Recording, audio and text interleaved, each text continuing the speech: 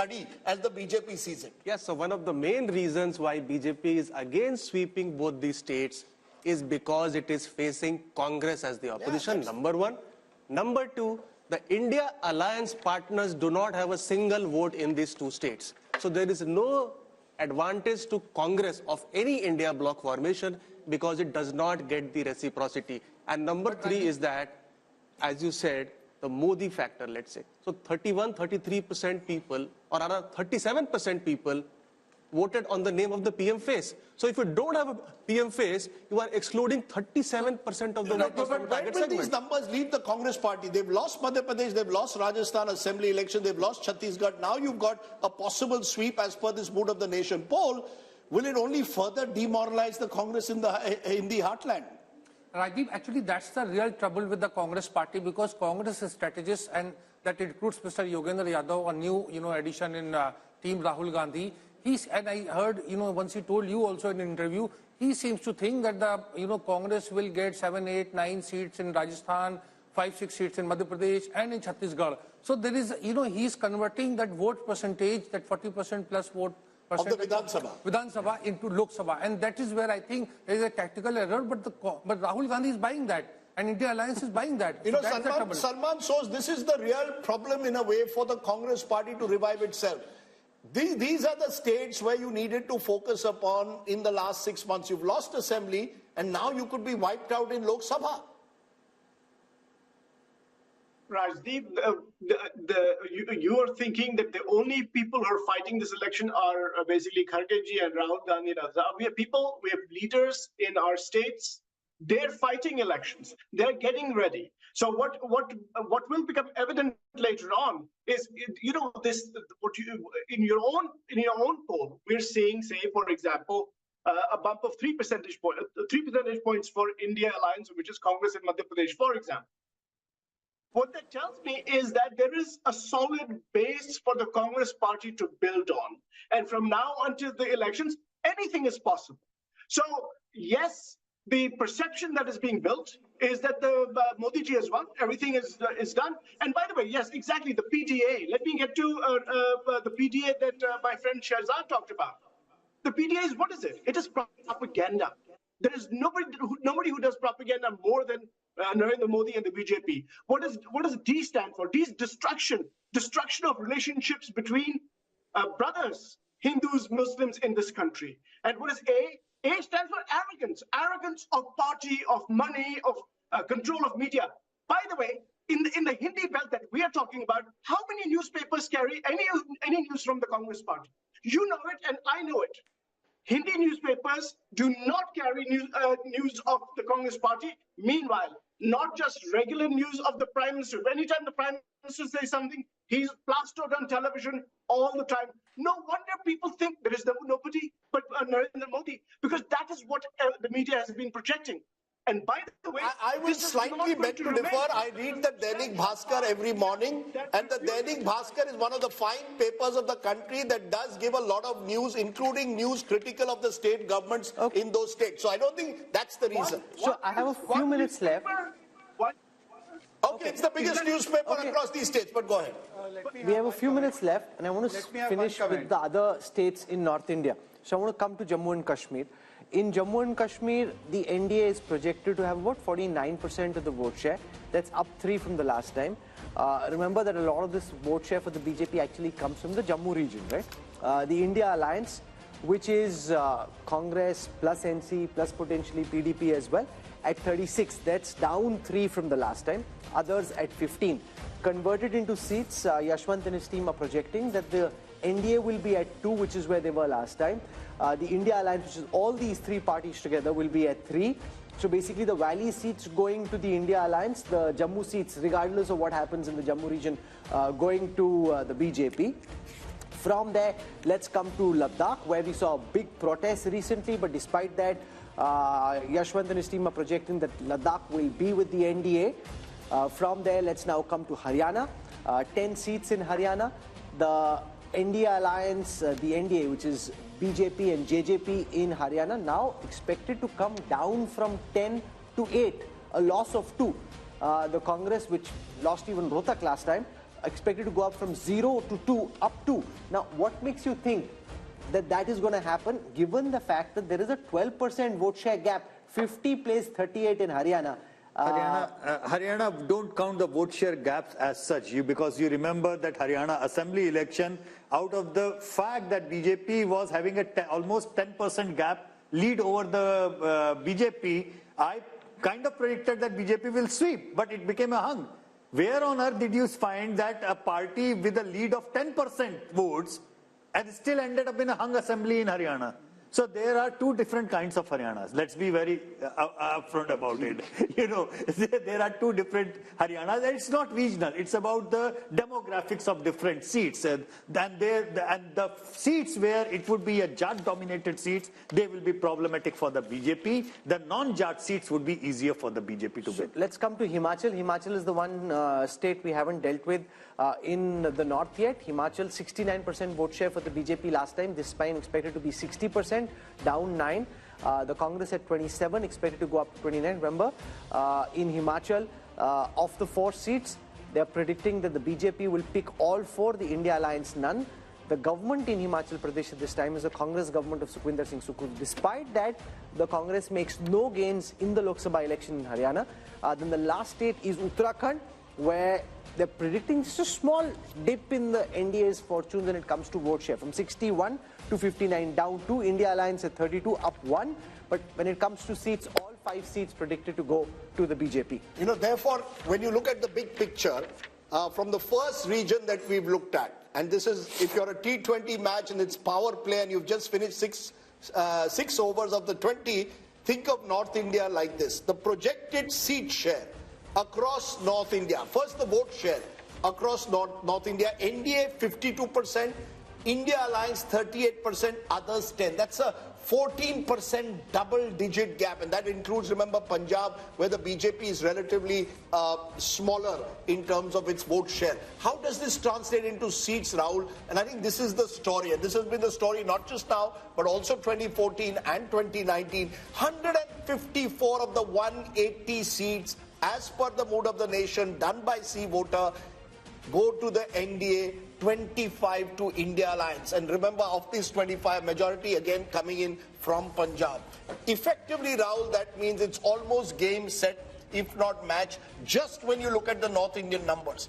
I mean, it is almost impossible then for any side to match up when you lose so big in such a large part of the country. And it's been the northwest monsoon that has really won the BJP 2014 and 19. We haven't come to the west yet. So since the northern torrential downpour in favor of the BJP, we'll show you what's happening in the east and what's cooking around the Bay of Bengal in the east, and what's happening in the west along the Arabian Sea. So all that coming up in the second hour of programming. We've dealt with the north, where if this was, Rajdeep said, a T20 match, this is just one-way traffic in this T20 match. You got one team which is blazing away. 6 overs, 100 runs.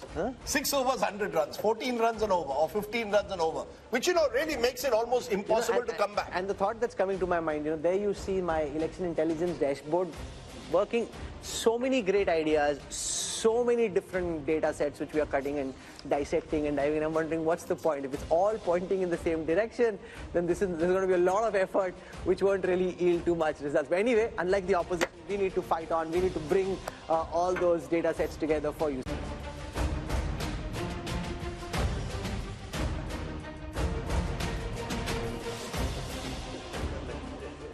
Welcome back to the mood of the nation. India Today's biannual survey with C-Voter, which is telling you just ahead of the general elections what will happen in state by state to give you the big picture. Who's winning the battle for 2024? We spent the first hour dealing with the North Indian states. We'll now switch to the south. And remember, Rajdeep, there's been this big north versus south effort that the opposition is making to try and build a narrative around how North Indian states are different from South Indian states. Do South Indian states truly feel and vote differently? We'll find out in this hour. Remember, we've given you the North India numbers in the first hour. 154 of the 180 seats going to the BJP-led NDA.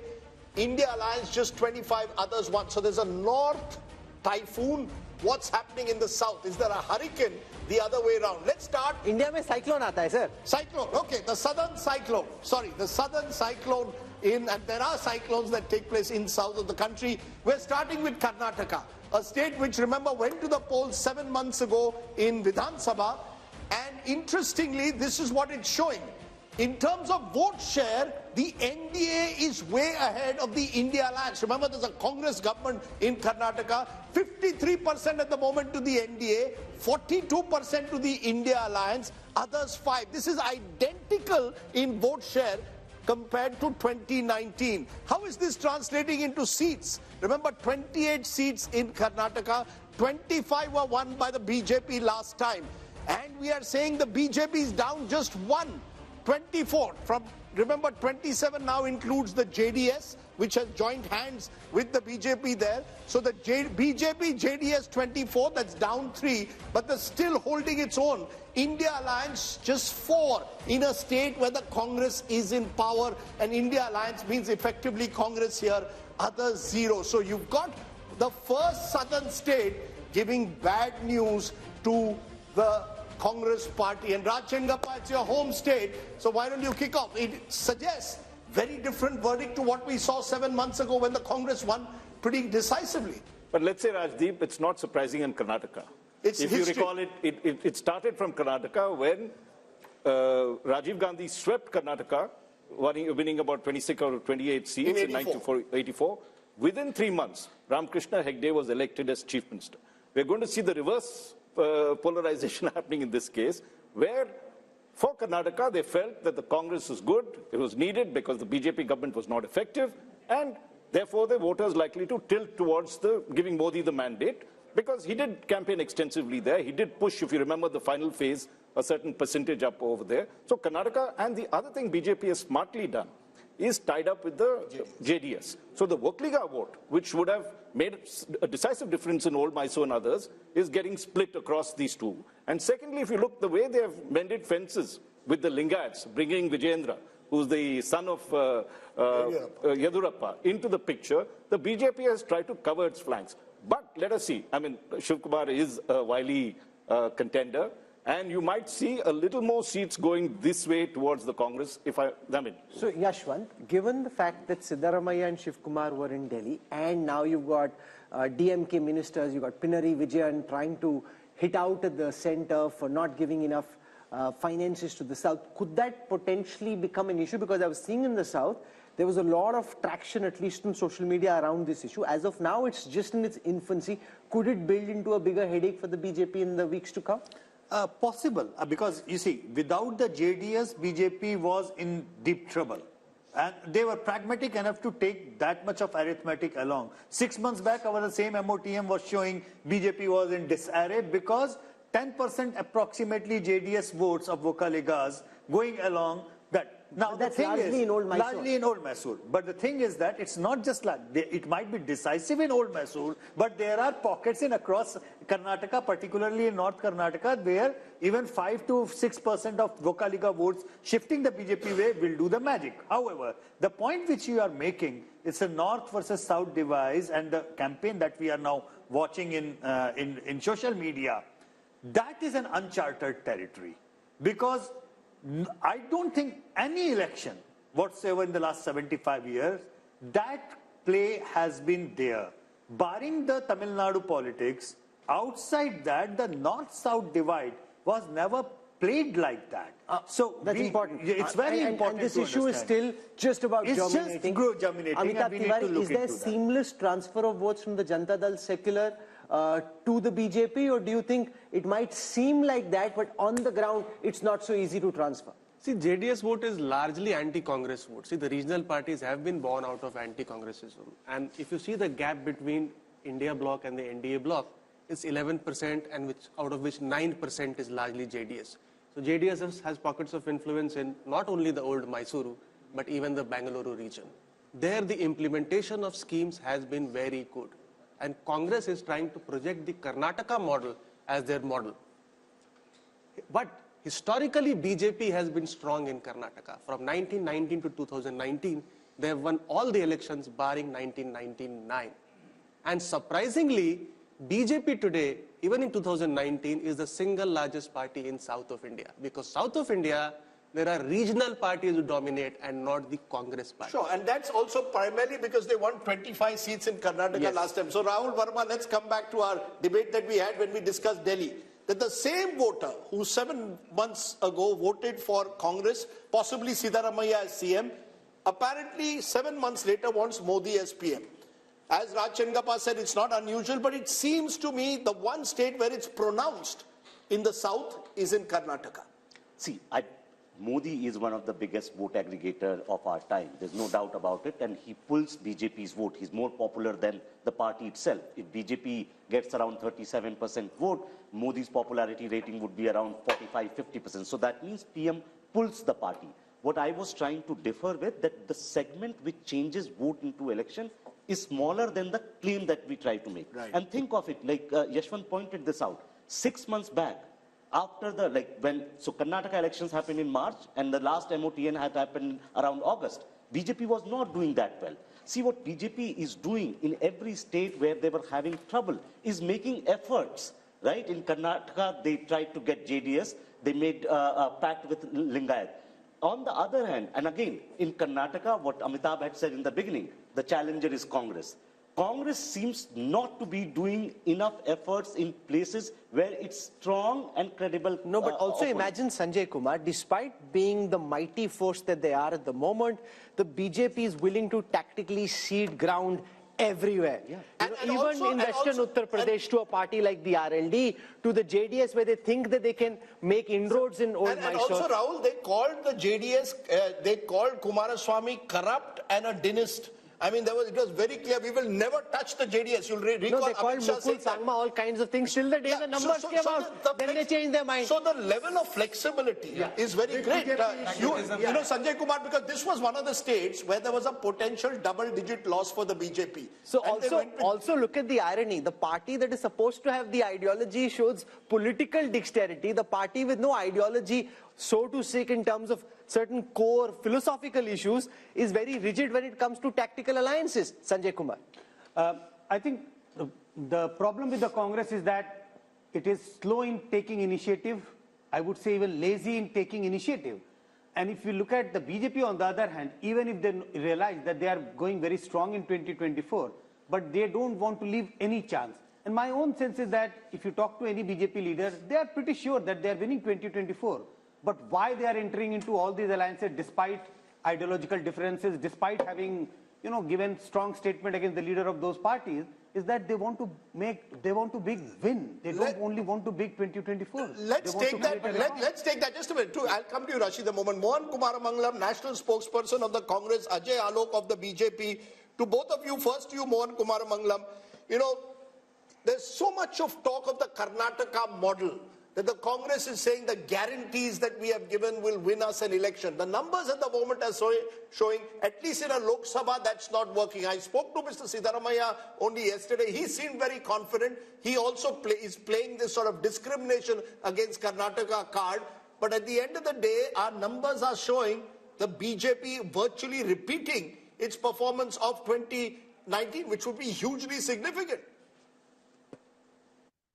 If your numbers do bear out, Rajdeep, it would be hugely significant, no doubt. But I think your survey was conducted between December, May to January end, if I'm not wrong, which is at the height of the Ram Mandir propaganda craze that happened. And everything online, everything on TV, everything you turned on any channel was about the Ram Mandir. So I think definitely that sort of hysteria would have been captured somewhere in your survey. I don't think that they would find it easy to maintain that kind of momentum going forward. The other thing is the arithmetic of JDS plus BJP might look right, but I don't think the chemistry works at all. Just for example, Kumaraswamy was in a rally with the BJP and was wearing a saffron shawl, I think, and the senior patriarch Devagowda came out and said that it would have been better had he been wearing JDS colors. So even something as small as that could be a flashpoint for misunderstanding between the two. The third thing is, you have this national narrative of the BJP that is against nepotism, dynastic rule, etc. So I'm wondering how they're going to reconcile that with pushing Vijayendra to the front as sort of the face of their party in Karnataka. You just can't reconcile the two in a national election. And like I said, alliances, whether that be with the JDS or with someone else, they don't really vote transference is going to be one of the major issues to watch out for in there. Ajay Alok, on Karnataka, the transferability of votes from the Janata Dal secular to the BJP and vice versa, the Congress would hope that that might not be easy. We saw in the last elections, but also the JDS's vote is typically an anti-Congress vote. It didn't happen when the Congress and the JDS were together. That's the concern. Will there be transferability of votes, or do you think, especially in Old Mysore, the BJP is now seeping the idea that it's okay to vote for the Kamal, and that helps the BJP in a 15-20 year horizon as well, build in the one region where they are weak in Karnataka?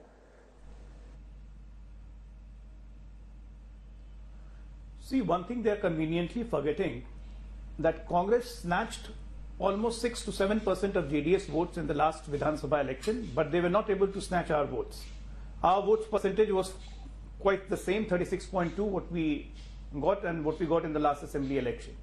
And JDS vote bank significantly reduced from 19-20% to 13%, and this was majority or majority vote completely. It was minority vote which shifted to the Congress. Now there is a feeling of angst and there is a feeling of appeasement everywhere in Karnataka, and how the Karnataka government is performing since they have formed the government. So there is a natural chemistry and a bonhomie between JDS and the BJP, and BJP and JDS combined together, we are crossing 50% mark very easily. Sir, with due regard, and with the dynamism and with the momentum of the election going on. Sir, with due regard, when you say natural chemistry, 7 months ago you were name calling each other. I mean, you were calling him a dentist, you were saying their family is corrupt, the Gowda family is corrupt. This was, all your top leaders were going to Karnataka and saying this. So, is it that you've decided, Chunav ke liye kuch bhi, forget the past, we have to win 2024? See, Chunav ke liye kuch bhi nahi. We are a political party and we have to look at the situation at the ground. And of course, when we are not with JDS, why we shouldn't highlight their problem and what their corruption issue was. The Congress will also do the same. Now since they are with us, we have to look at the ground reality of what kind of appeasement politics is being followed in Karnataka. And that, are they now not corrupt? My direct question to you, is JDS not corrupt now? Is JDS now no longer dynastical?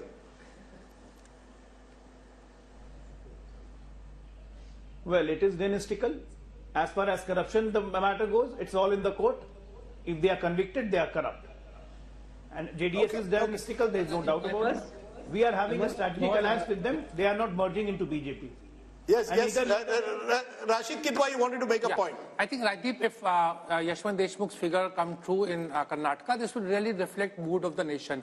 Here is a government which is a proven track record, performing well. The Congress party is there on the ground. It's not a lazy party, at least in Karnataka. And in spite of that, if they lose badly, that will tell you a mood of the nation, a pro-Modi wave. Second thing is, it will also create a huge political upheaval.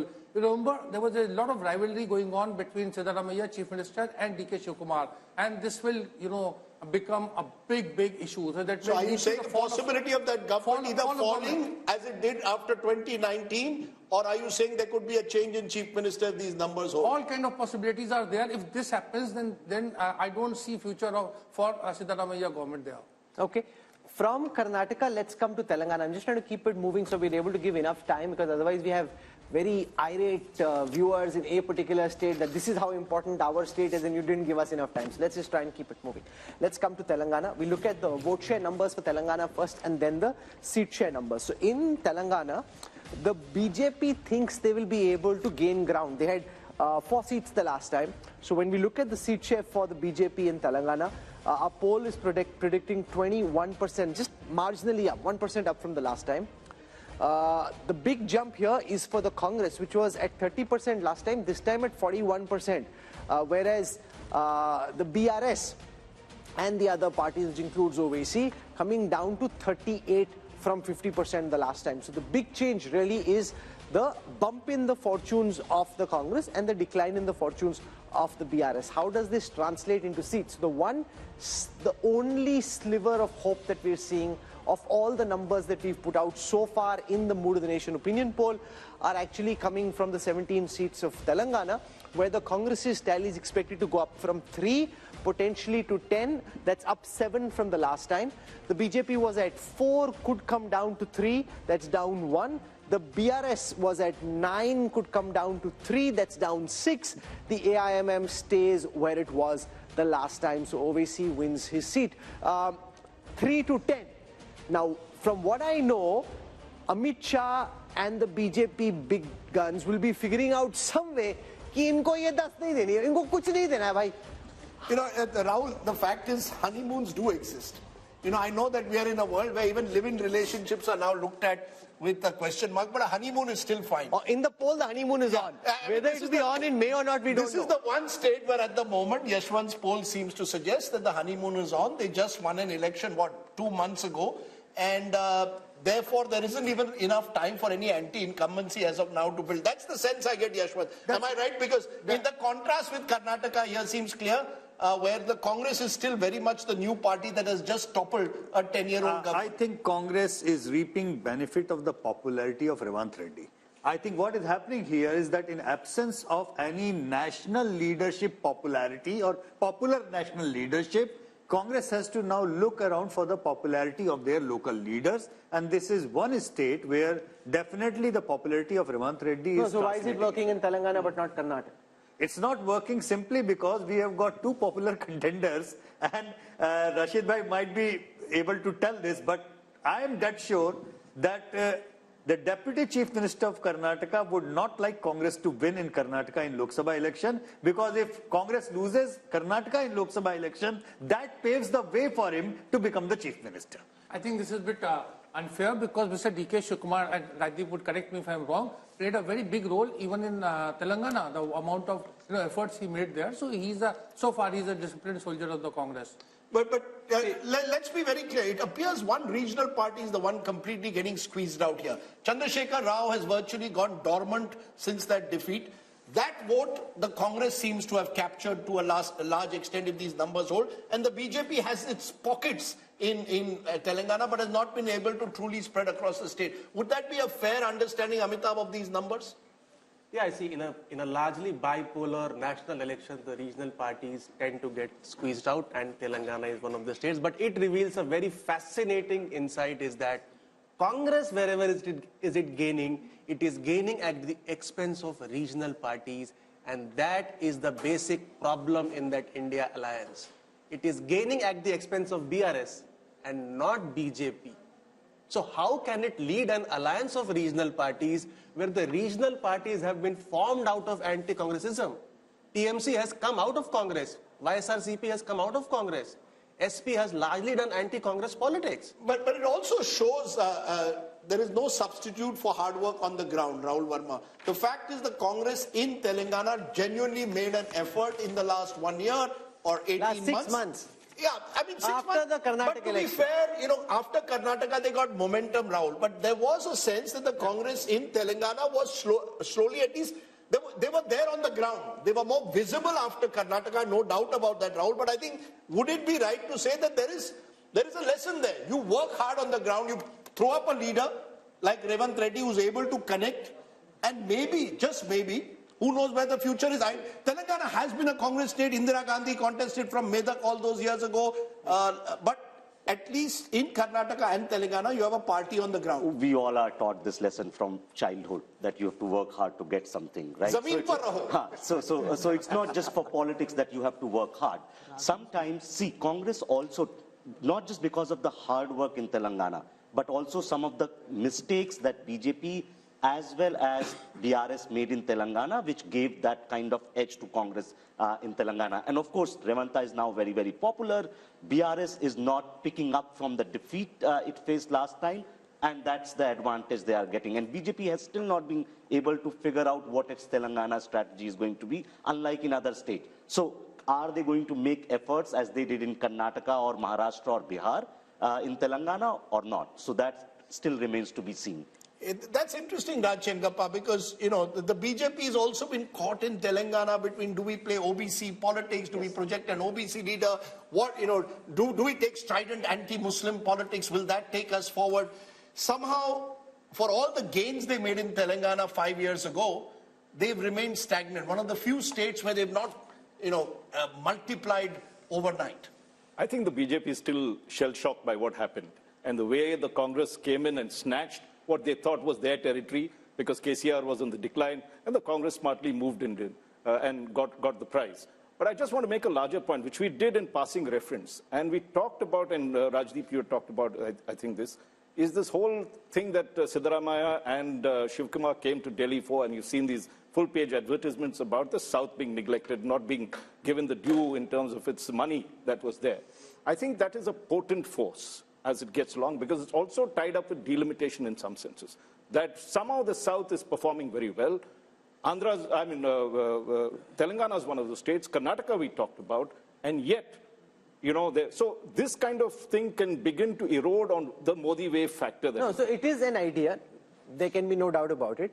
But does the opposition have the wherewithal to mount it into a meaningful idea, take it down to the ground in the weeks before polling? No, I'll give you a very interesting example. Mr. Pinarayi Vijayan is in town today. He led a protest. The Congress decided not to join it because the left is their prime opponent in Kerala. So there are internal divisions. But when I asked Mr. Siddaramaiah, he said, yes, we would like to hold a convention of all the southern chief ministers soon. So they will play this card. And at least it's a card with some emotional connect. No, but it's also picho suja. It's a real last minute kind of idea, right? To be able to take this idea, build it into something big requires some time. And the other worry is... The idea to begin with, you are only 2 months away from the election. Even if you play it well, South is only 130 or 140. No, but in those states Rahul, it may do well. Rahul, can I just make a point? If in Karnataka they've swallowed the poison chalice and had to drink from that one, it is because they know that if they lose Karnataka, the BJP, the whole Modi wave that begins to shrink, because at 25 seats, it is the one that tilts decisively in terms of if moving from, say, whatever figure that they have now, if they are 303, if it starts dropping like they had last time, they lose a lot. So that is why you will see that they are so concerned. Look at they are willing to compromise, whether it is in Bihar, as we've seen, in any of these places, despite the fact that they seem invincible, the BJP is insecure for whatever reason, and it is showing up in these places. I actually don't think it's insecurity. I actually now am convinced the BJP, as you saw with Mr. Modi talking about 370 and 400, it's like pushing your troops to try and conquer what is seemingly impossible.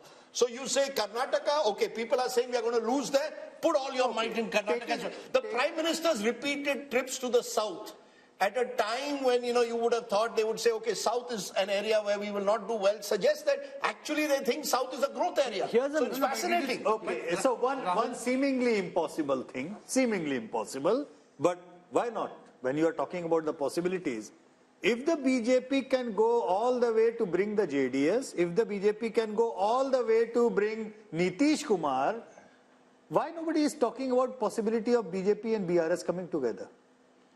Look, the BJP at the moment, the BJP is hunting for allies all over. The BRS is a potential ally, but I think they see Telangana as one of the states where they want to grow in the future. And to grow, they have to finish the BRS. See, once the regional party is finished, make it BJP versus Congress in Telangana, advantage BJP. So that's the one reason why they may hesitate from taking on the BRS. And Chandrasekhar Rao is a wily leader.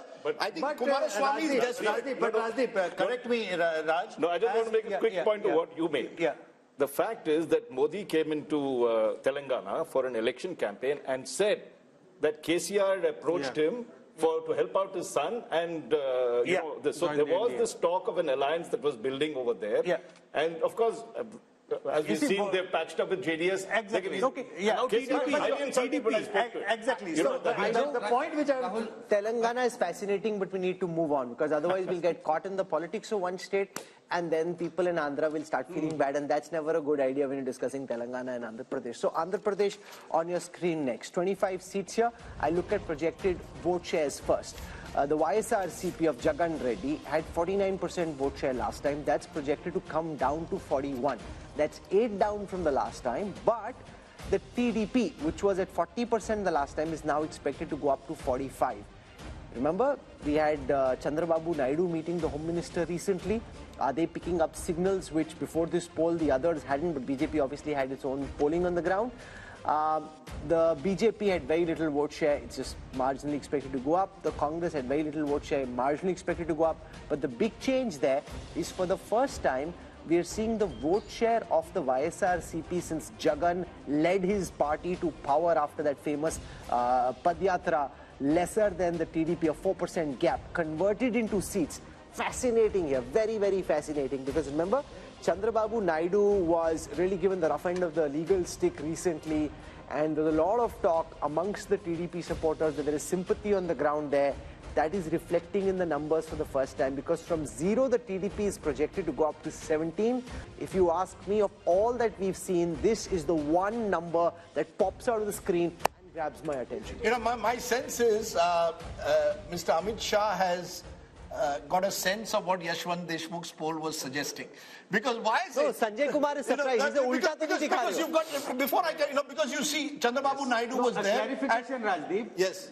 Is TDP only TDP or TDP plus Jan Sena, obviously. plus Jan Sena. Is it Jan Sena also in TDP? But you see, the thing is that you've got a party whose leader, Chandrababu Naidu, has been knocking on the doors of the NDA for months now. And the NDA wasn't opening the door. Suddenly at the Ram consecration ceremony, you see Chandrababu Naidu there.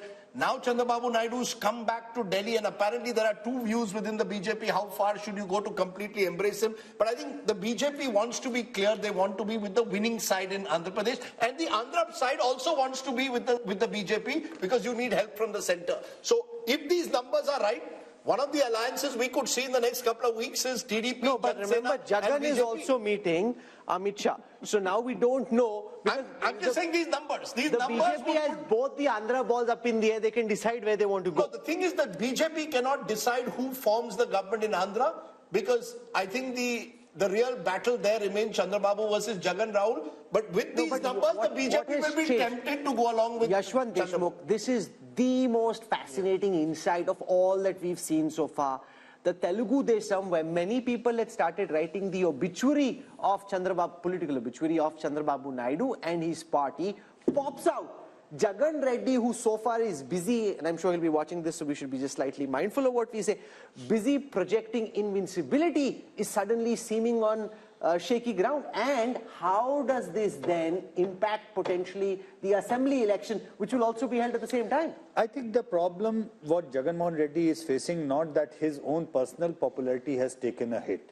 I think the problem is there is a huge number of non-performing MLAs and MPs. The anti-incumbency at the micro level. In your view, is the assembly mood also the same? Yeah, I mean that's what is happening right now. You're sure about that? Unless he changes, no, big because you don't know for sure, because this is a Lok Sabha poll. Yeah, that's what I'm saying. But do you think it indicates assembly mood also? I'm getting the indication of that same as well. Unless he changes huge number of sitting MLAs, chops the tickets and gives fresh faces, he has a problem even in the assembly. What's gone wrong for him? You met him recently. What could have suddenly gone wrong? Because this was not the situation in the last MOTN. So it's obviously changed just in the last 6 months. Look, the fact is, Andhra polls have always been closely competitive. Even when Jagan lost in 2014, it was a very wafer-thin margin, especially in terms of votes. So both sides have strong vote bases of their own.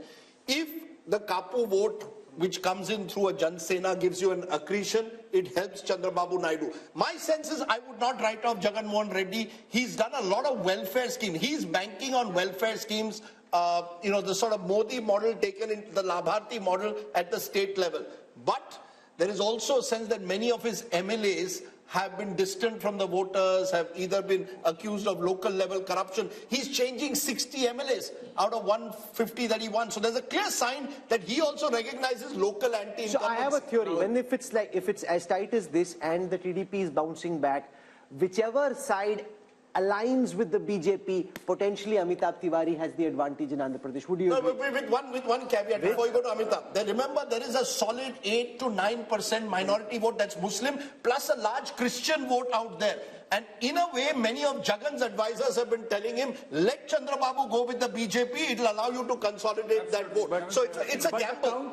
Counter to that, I mean, there is another set of data which generally, I mean, I keep on mentioning, I mentioned you Punjab, Tamil Nadu and Kerala.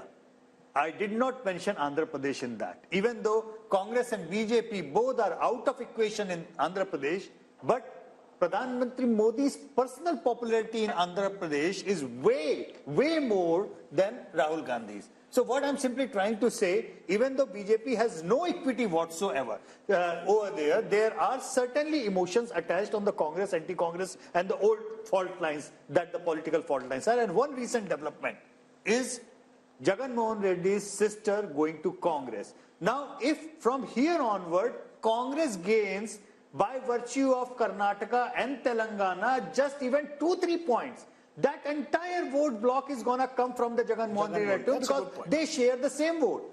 So the Congress jump is only going to damage Jagan. See, BJP has a problem of plenty here, so it will choose whichever party is going to win more or higher number of seats. However, as you mentioned, Andhra is one of the few states where simultaneous elections already take place. And generally what happens is that whatever is the result in the Vidhan Sabha election is reflected in the Lok Sabha election. Andhra 2014-19, Telangana 2014, Odisha 14-19 and Sikkim 14-19. So this could be reflective also of the YSRCP facing pressure or anti-incumbency even at the local level. I can tell you one thing very clearly. Chandrababu Naidu is going to be on India Today television very soon. The TDP already picking up these numbers. They are flying with them. This, frankly, Rahul Verma, is the first piece of good news they've had for a party. And I think this is where legal overreach always is double-edged. You think you're killing your enemy.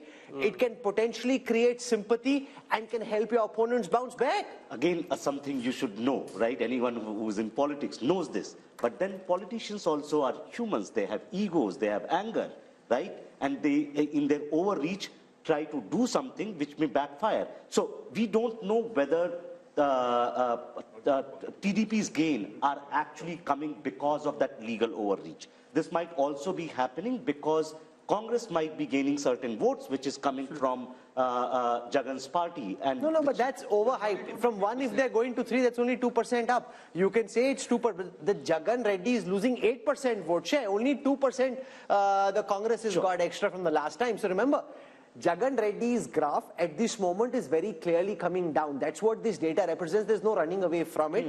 And Chandrababu Naidu would be doing a bit of a dance right now, Sanjay. But BJP's overtures towards Chandrababu Naidu also reflects, the BJP and Prime Minister Modi.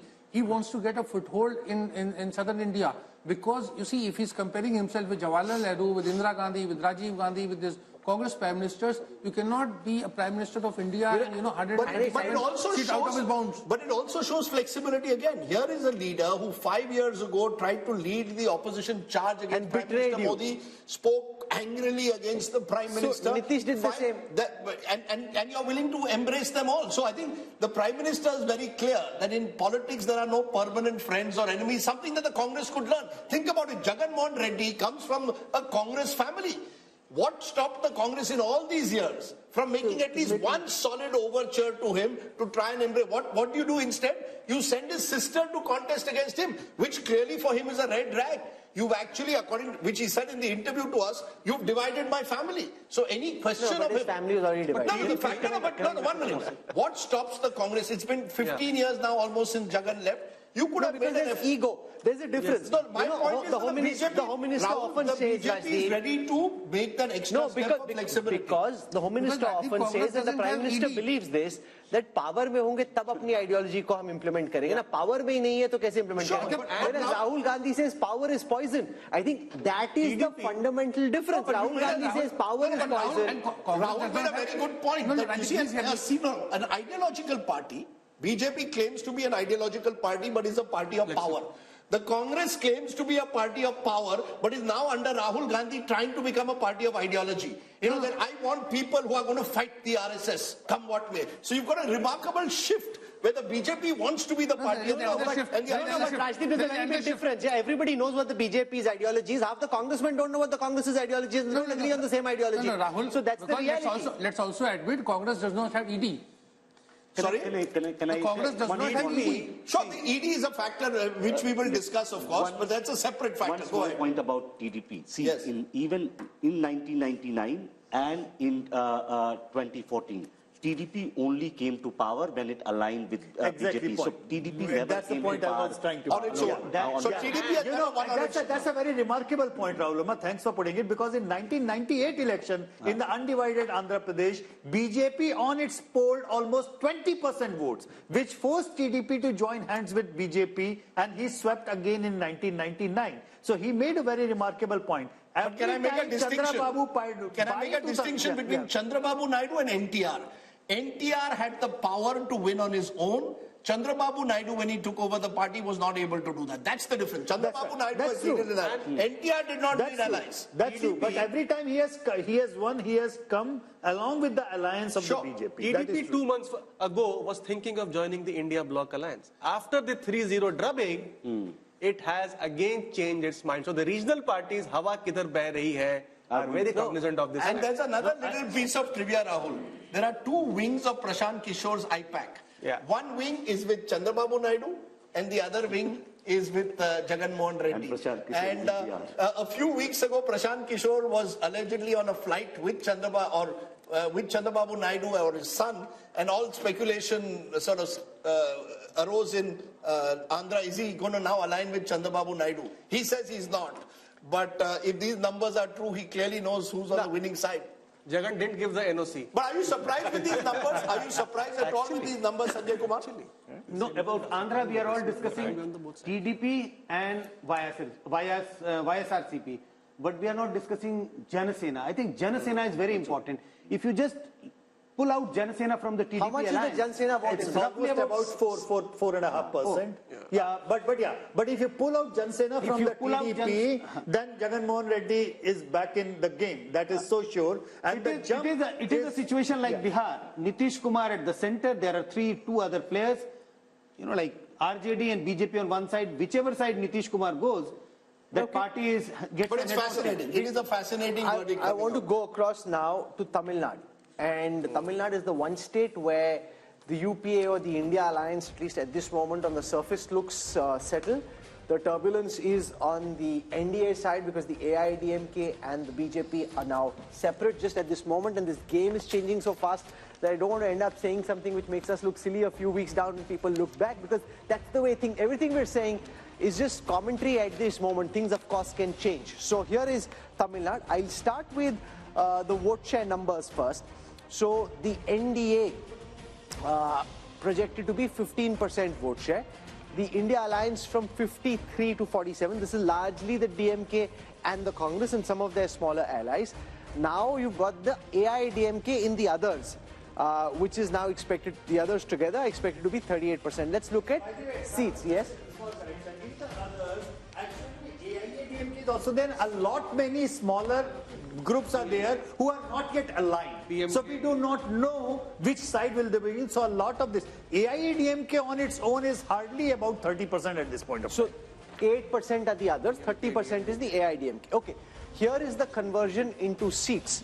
Now again, the second state where there is some good news for the opposition alliance, because like in Telangana, this time of course is the India Alliance. They had 38 seats the last time, expected to go up to 39 this time. The BJP, while it may gain vote share, not expected to win seats in Tamil Nadu, and the AIDMK had just one seat, that too could come down to 0. So Tamil Nadu looking strong.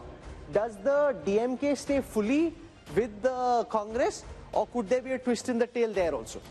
I think, Rahul, I'll be very surprised given the statements that Stalin has made at the moment that he will also switch sides. There's the ED factor that our friend Rashid Kidwai mentioned. Yes, there are a number of DMK ministers under the ED scanner. But I find it difficult to believe that it will happen before the election. What happens post-elections, we don't know. If the Congress completely collapses, many of these allies of the Congress today could go in different directions.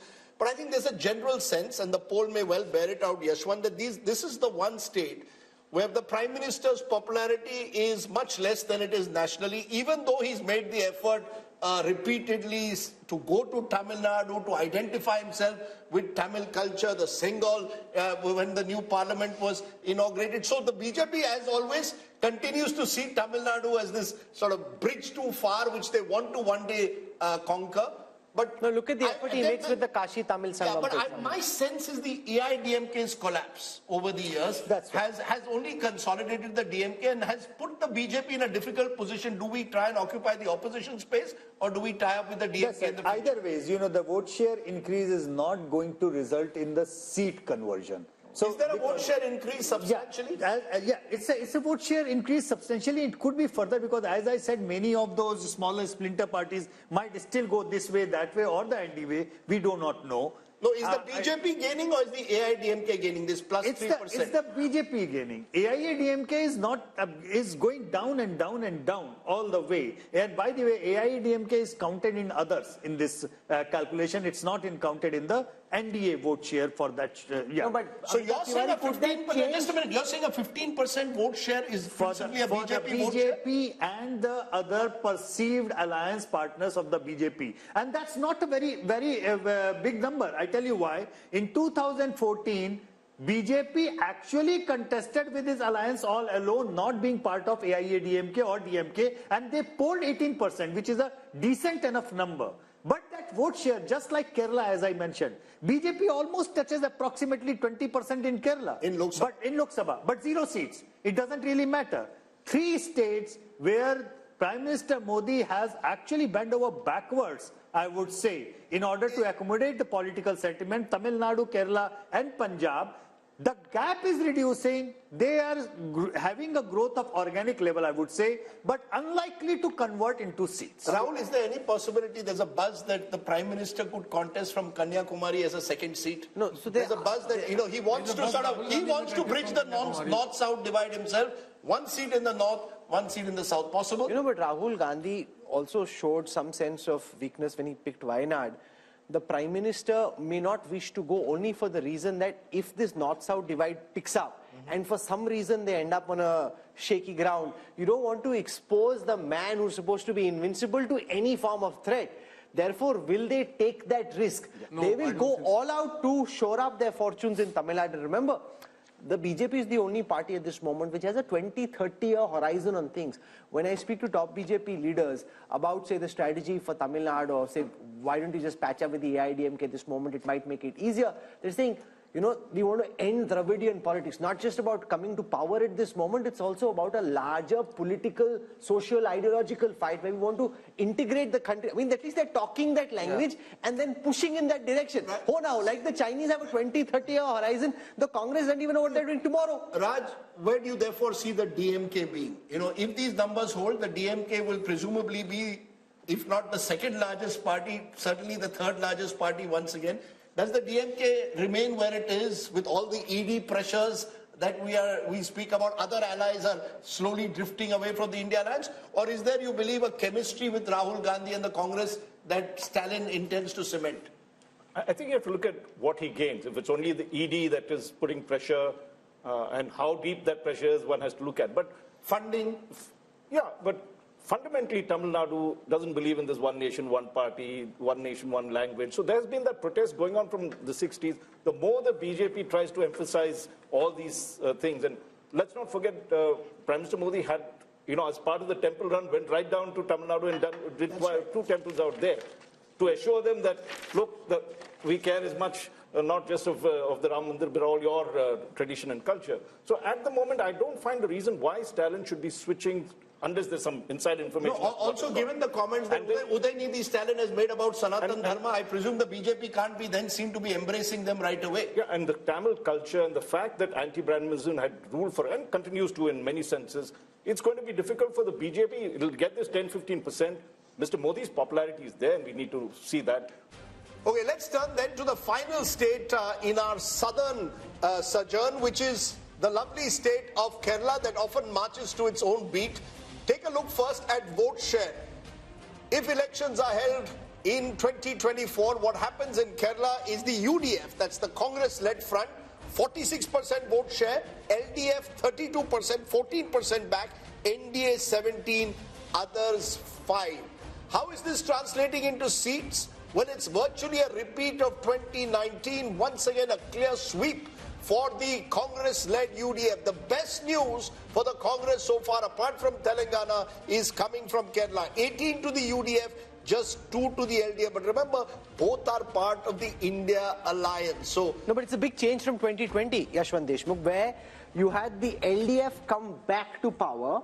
Now you've got, for some reason, very clearly in a Lok Sabha context, anti-incumbency against the left and very strong pro-incumbency against the Congress. And if Kerala was India, Rahul Gandhi would be Prime Minister. Absolutely. If Kerala was India, Rahul Gandhi would have been not only the Prime Minister, he would have been a Prime Minister with Rajiv Gandhi kind of majority. But having said that, I think 2019 numbers also came after a victory of left front in the assembly elections. And so that way, Kerala is a very much split vote. Because they are voting for assembly level separately and Lok Sabha level. But what explains that vote, Rajdeep? You know, it's very interesting. A few days ago, Kerala left leader told me, why does Rahul Gandhi have to contest from Wayanad? Can't he choose any other part of the country? We are his staunch allies in the India alliance and he's coming to take us on in Wayanad. So I think there again, people... He looks like a strong force in Kerala. No, so therefore, you see, the Congress is seen as a national party in Kerala. The left is seen as the regional party of Kerala. Mr. Vijayan is seen as the prominent chief, the #1 neta of Kerala. There may be anti-incumbency brewing against him also after 8 years in power. But I think the main reason is the belief that the Kerala voter sees the Congress as a national alternative to the BJP. GVL Narasimha Rao is now with us. GVL, the BJP was trying very hard on its own through the RSS to win something in Kerala. Yashwant's data suggests it's a bridge too far for this election. No, I think we are very confident of winning some seats. I will not say we'll be a big force in this election because Kerala doesn't, election to election, the swing is not more than 2% or 3%. Kerala is a state that moves very slowly. But certainly in this election, we are confident of winning. And what about Andhra Pradesh, where the Home Minister and Naddaji met both with Chandrababu Naidu, also meeting with Jagan Reddy? What's cooking there? I think these are political meetings that happen during the election time. But certainly, no, I think you won't, until anything is final, I think you will not know. So you're flirting with both parties, essentially? No, we have got support from both the parties as far as parliamentary strength is concerned. But as far as elections are concerned... But Naidu betrayed you. Would you take him back? I think these are decisions that party will take at the highest level. You come from the state, it's your patch. No, but these are political calls. That makes it even more difficult for him to commit because it's his own patch. Rahul and Rajdeep, you see, there are no emotional decisions here. Political decisions are always based on wisdom, political wisdom and political sagacity. Because you accused me, you made some comment against me, or you called me names in a rally, therefore I will not tie up with you. That's college level politics. We are. Can I just take it around this table though to ask that since we spoke of college level politics and Kerala's strong student movement, how many people on this table believe that Rahul Gandhi made the right decision by choosing Wayanad, or was it escapism? Did Rahul Gandhi escape from the reality of trying to rebuild and revive his party in UP by going to Kerala? Is that a mistake? Or is this a pragmatic decision to stay on in the Lok Sabha? Who wants to go? I think it was a pragmatic decision, and Rahul is very comfortable. If you see his, even Bharat Jodo Yatra in Kerala, whatever he was doing, talking, indulging in all kind of activities and all, he was very comfortable. He was what he is. So but you can't win India by becoming the Prime Minister of Kerala. To take off from what was just said, that you've got to, instead of investing in rebuilding the party in the north, you're building your base in Wayanad, where your principal opponent is your India ally, the left. Rajdeep, yes, but these are not easy decisions. It's like, Prime Minister Narendra Modi contesting from Tamil Nadu. I don't think so. I don't think Prime Minister Modi believes or his party believes in any kind of bravado. No, but Rahul could have taken Telangana, he could have taken Karnataka. Why take Kerala, the one state where your ally is from your India alliance?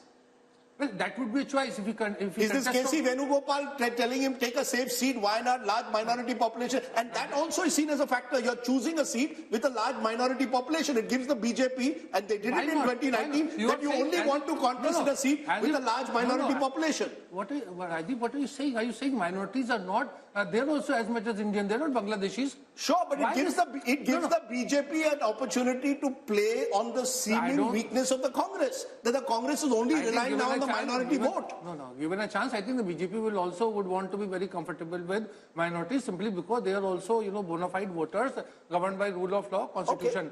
Okay. Rahul Verma, you agree that Rahul Gandhi did the right thing by picking Wayanad? Depends on what the right thing means, right? Like if the right thing is just about getting a Lok Sabha seat, perhaps yes. If he thinks he can revive or make the party very, very strong in South, that's also right. As Rashid is saying that in southern India, and even this poll is saying that Congress is actually gaining in south. No, not in south, only in Kerala. Where in the south? In Karnataka, BJP is doing well. In Andhra Pradesh, the TDP and the YSRCP. In Telangana, Congress is doing well in alliance with DMK. In Tamil Nadu, they would do well. So in that sense, it's not a bad decision. I think should he look towards south as well as build the party in north? That's what a leader is supposed to do. Modi campaigns in north and south and east and west, right? If you want to be a national leader, I think one of the key reasons, one-liner I would say, he lost Amethi because he went to Wayanad.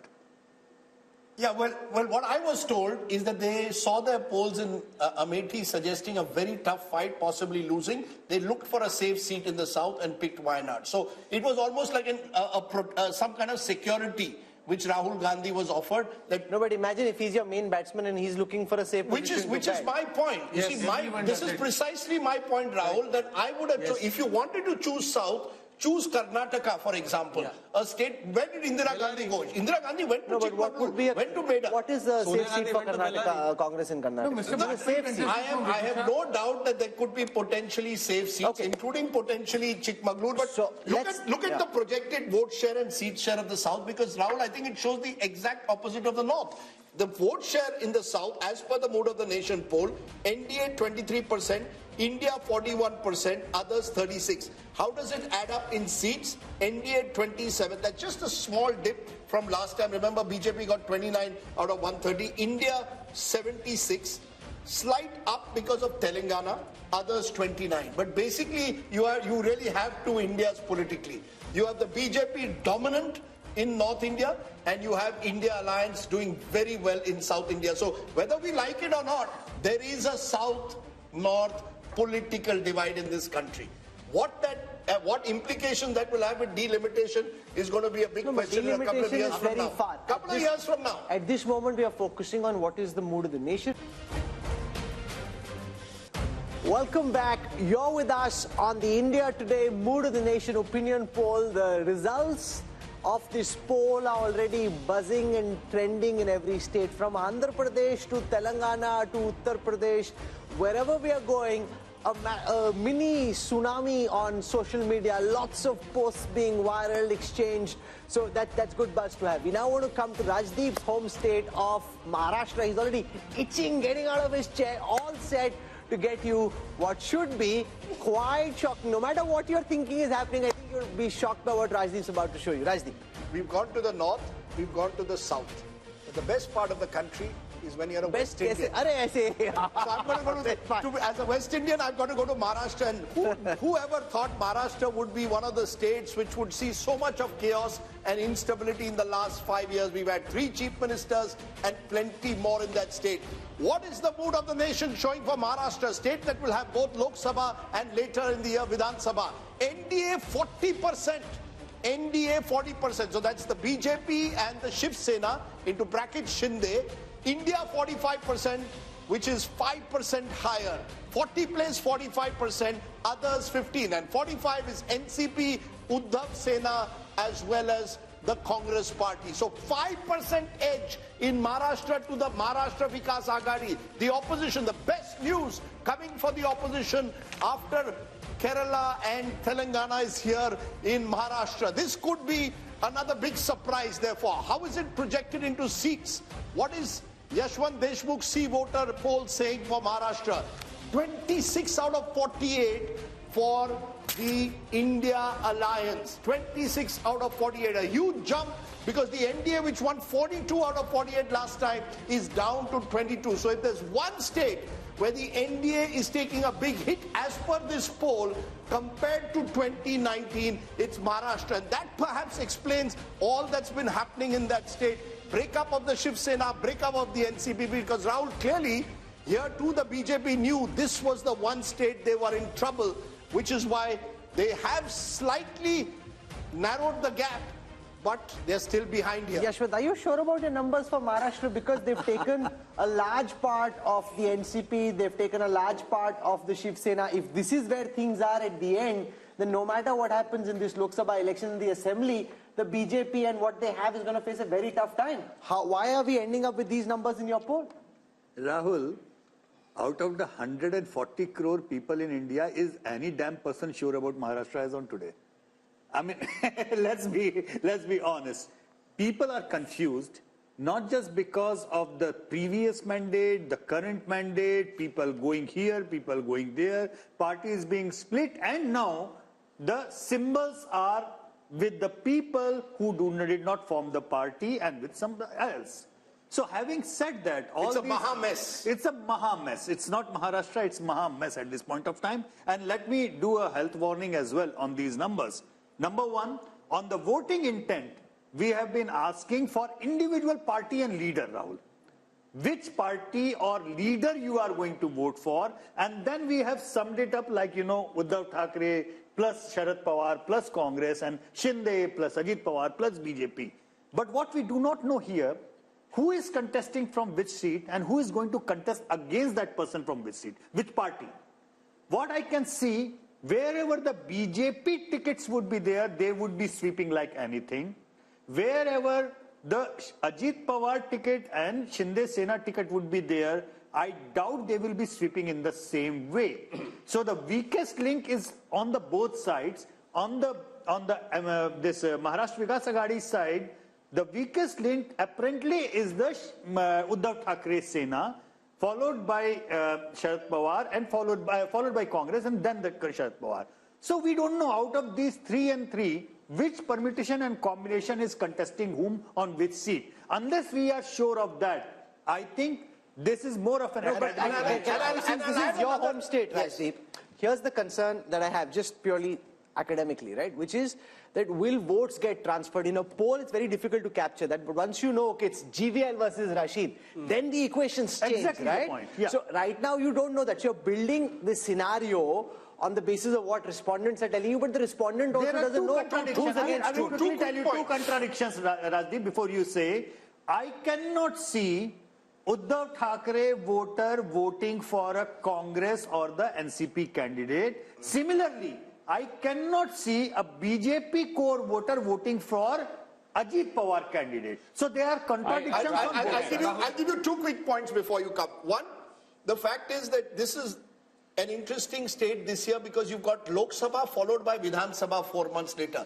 And speaking to a number of Maharashtra politicians, they believe the stakes for themselves are much higher in the Vidhan Sabha. So you'll find a number, the Vidhan Sabhas which will be very competitive, seat by seat, and a lot of what Yashwant says will play out there.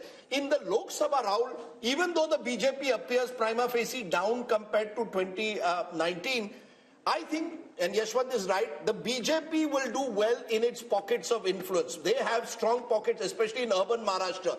The problem for the BJP is there is a general sense that you have struck opportunistic alliances and you have broken two parties which you were dead against. But GVL, when I was speaking to top BJP leaders, their numbers were 40 plus. They think it's 40 plus.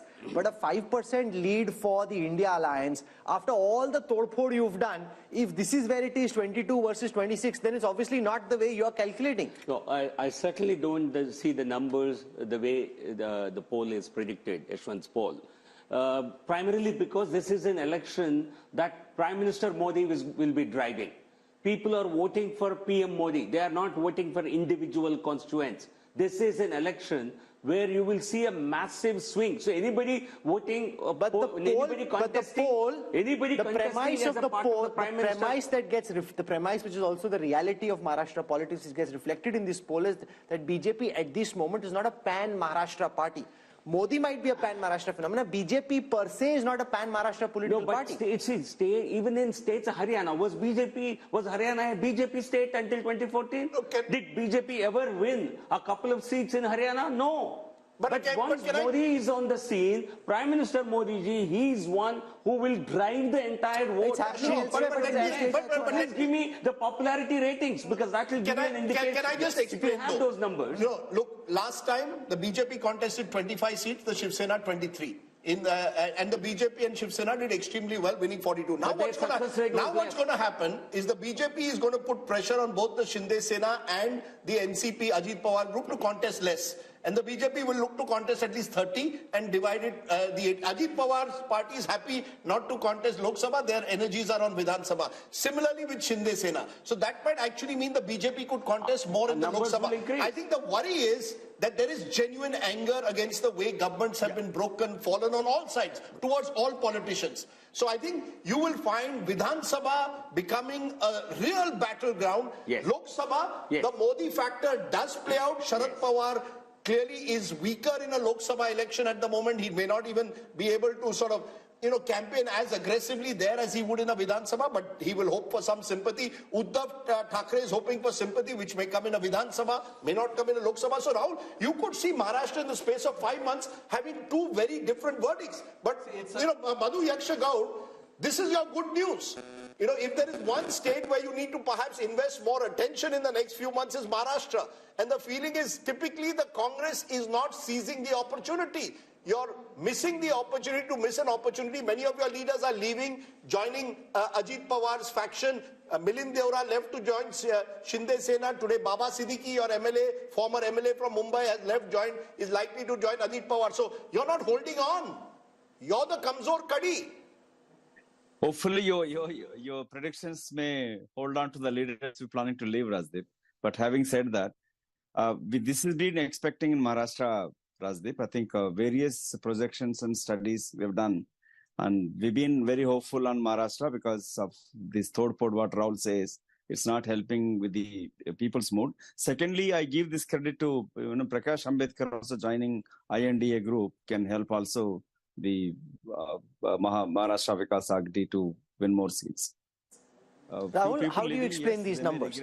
The fact that you've got what seems on paper a strong alliance now with Ajit Pawar there, Shinde there, the other parties seem weakened, but they still have a 5% lead in this poll. So with lots of caveats, because no one knows what's going to happen in Maharashtra, but if our thesis is right that people in Maharashtra are unhappy with the way parties have broken alliances, then the expectation would be that the turnout is going to get depressed, which means it depends who has the more cadre on the ground. So it doesn't matter where Ajit Pawar has gone or Uddhav Thackeray has gone. Who has which of these groups actually got the cadre on the ground? In a depressed turnout scenario, cadres on the ground will make sure that your core voters turn out and that group will have advantage. Your sense, Amitabh? See, actually, it's a khichdi. So nobody knows which party has the vote, but Shiv Sena and NCP have the symbol. Symbol plays a very important role in elections. That's number one. As you said, BJP will now bargain for a higher number of seats. So it will be able to win more and also transfer its votes to the SHS and the NCP candidates. Now it depends upon how much they have. However, the bad news for the India alliance is that Congress becomes the #1 party of this India bloc because it is the largest party today in the Vidhan Sabha and it will demand for the highest number of seats. And here is where the India bloc does not have a track record of elections because they have not fought together and the seamless transfer of votes will be between candidates is unlikely to happen. But if they had any political smarts, the Congress and the India Alliance, Rajchingappa, should now be doubling down where they see opportunity. Maharashtra, instead of frittering precious ammunition on states which are fallow ground, they should focus on where the land looks politically fertile for them. The problem is that's not how they're thinking. BJP is going state by state, seat by seat, candidate by candidate, plucking, and the Congress is trying to do some kind of an ideological revolution. At least Rahul Gandhi is attempting some kind of an ideological revolution here. But I think the reverse is also true. The way the BJP and Mr. Modi is obviously party to these decisions has been picking up and splitting parties and everything else, and Rajdeep talked about it, doesn't do their image any good. And in Maharashtra, but their calculations, image doesn't matter when it comes to voting. That's their brutal calculation. If you are saying I'm taking you to a Viksit Bharat, I have cut corruption down, I am against dynastic politics, you have to then prove that on the ground. Let GVL respond to that. Let me just finish the argument. Okay? Yeah, go ahead. Because I think it's a principled thing that happens. In Maharashtra, I have a feeling, Rajdeep could vouch, and he also expressed it, is I think there's a Marathi pride which you can define in some ways or the other, right? People must be truly fed up. at the way these parties have behaved on that, the way they've split, completely cynical. How do you explain that when you want to take this nation to greatness and you're playing let dirty GVL politics? respond to that. They see people are very, very practical. Let me put it this way. People have great trust in Prime Minister Modi. They know he's the one who will deliver Viksit Bharat. And if he does not have the strength in a particular state to sweep that state, let him galvanize, get that support, because we want him to win. The people want him to win. People have trust in him. No, sir, but can I ask you, you're saying people have faith in Modi. Point taken. But when Mr. Modi says there is a 70,000 crore scam in irrigation, points virtue to NCP and Ajit Pawar, 1 week later, Ajit Pawar joins you, what's the message? I was in Nashik, where a gathering which included RSS people were there, and they all said, sir, khoke ki rajniti hai. They openly said it. The word khoka has become a sort of common parlance on the street of Maharashtra. How does that lift the Prime Minister's image? If one moment you say there's corruption, next moment you tie up with the same corrupt person, how does it lift your image? Let me tell you this, people understand there are some political compulsions. At the end of the day, you want Lord Krishna to win. You want Bhagwan Ram to win. There are some adjustments they will have to make in the interest of larger but have you gone national too good. far? The point is, no, I'm telling you, this is the Hindu psyche. This is an important point that GVL Narasimha Rao makes, because when I was interviewing Dr. Jaishankar, and I've seen now several people say this, they talk about Bhagwan Ram, they talk about Hanuman, they talk about the Ramayana and the Mahabharata, and they talk about tactical compromises on the battlefield, which leads to the war being won. So this is something that we're seeing now quite a lot of, which is what he's talking about. No, but then Rahul, with due regard, sorry for speaking out because it's my home state, I feel strongly.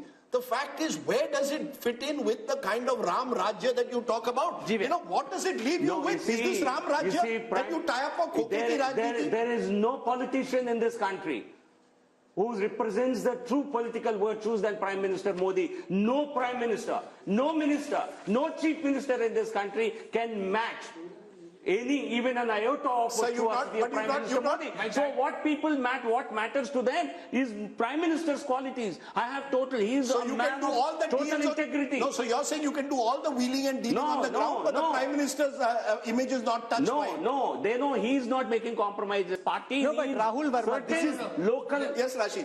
Yeah.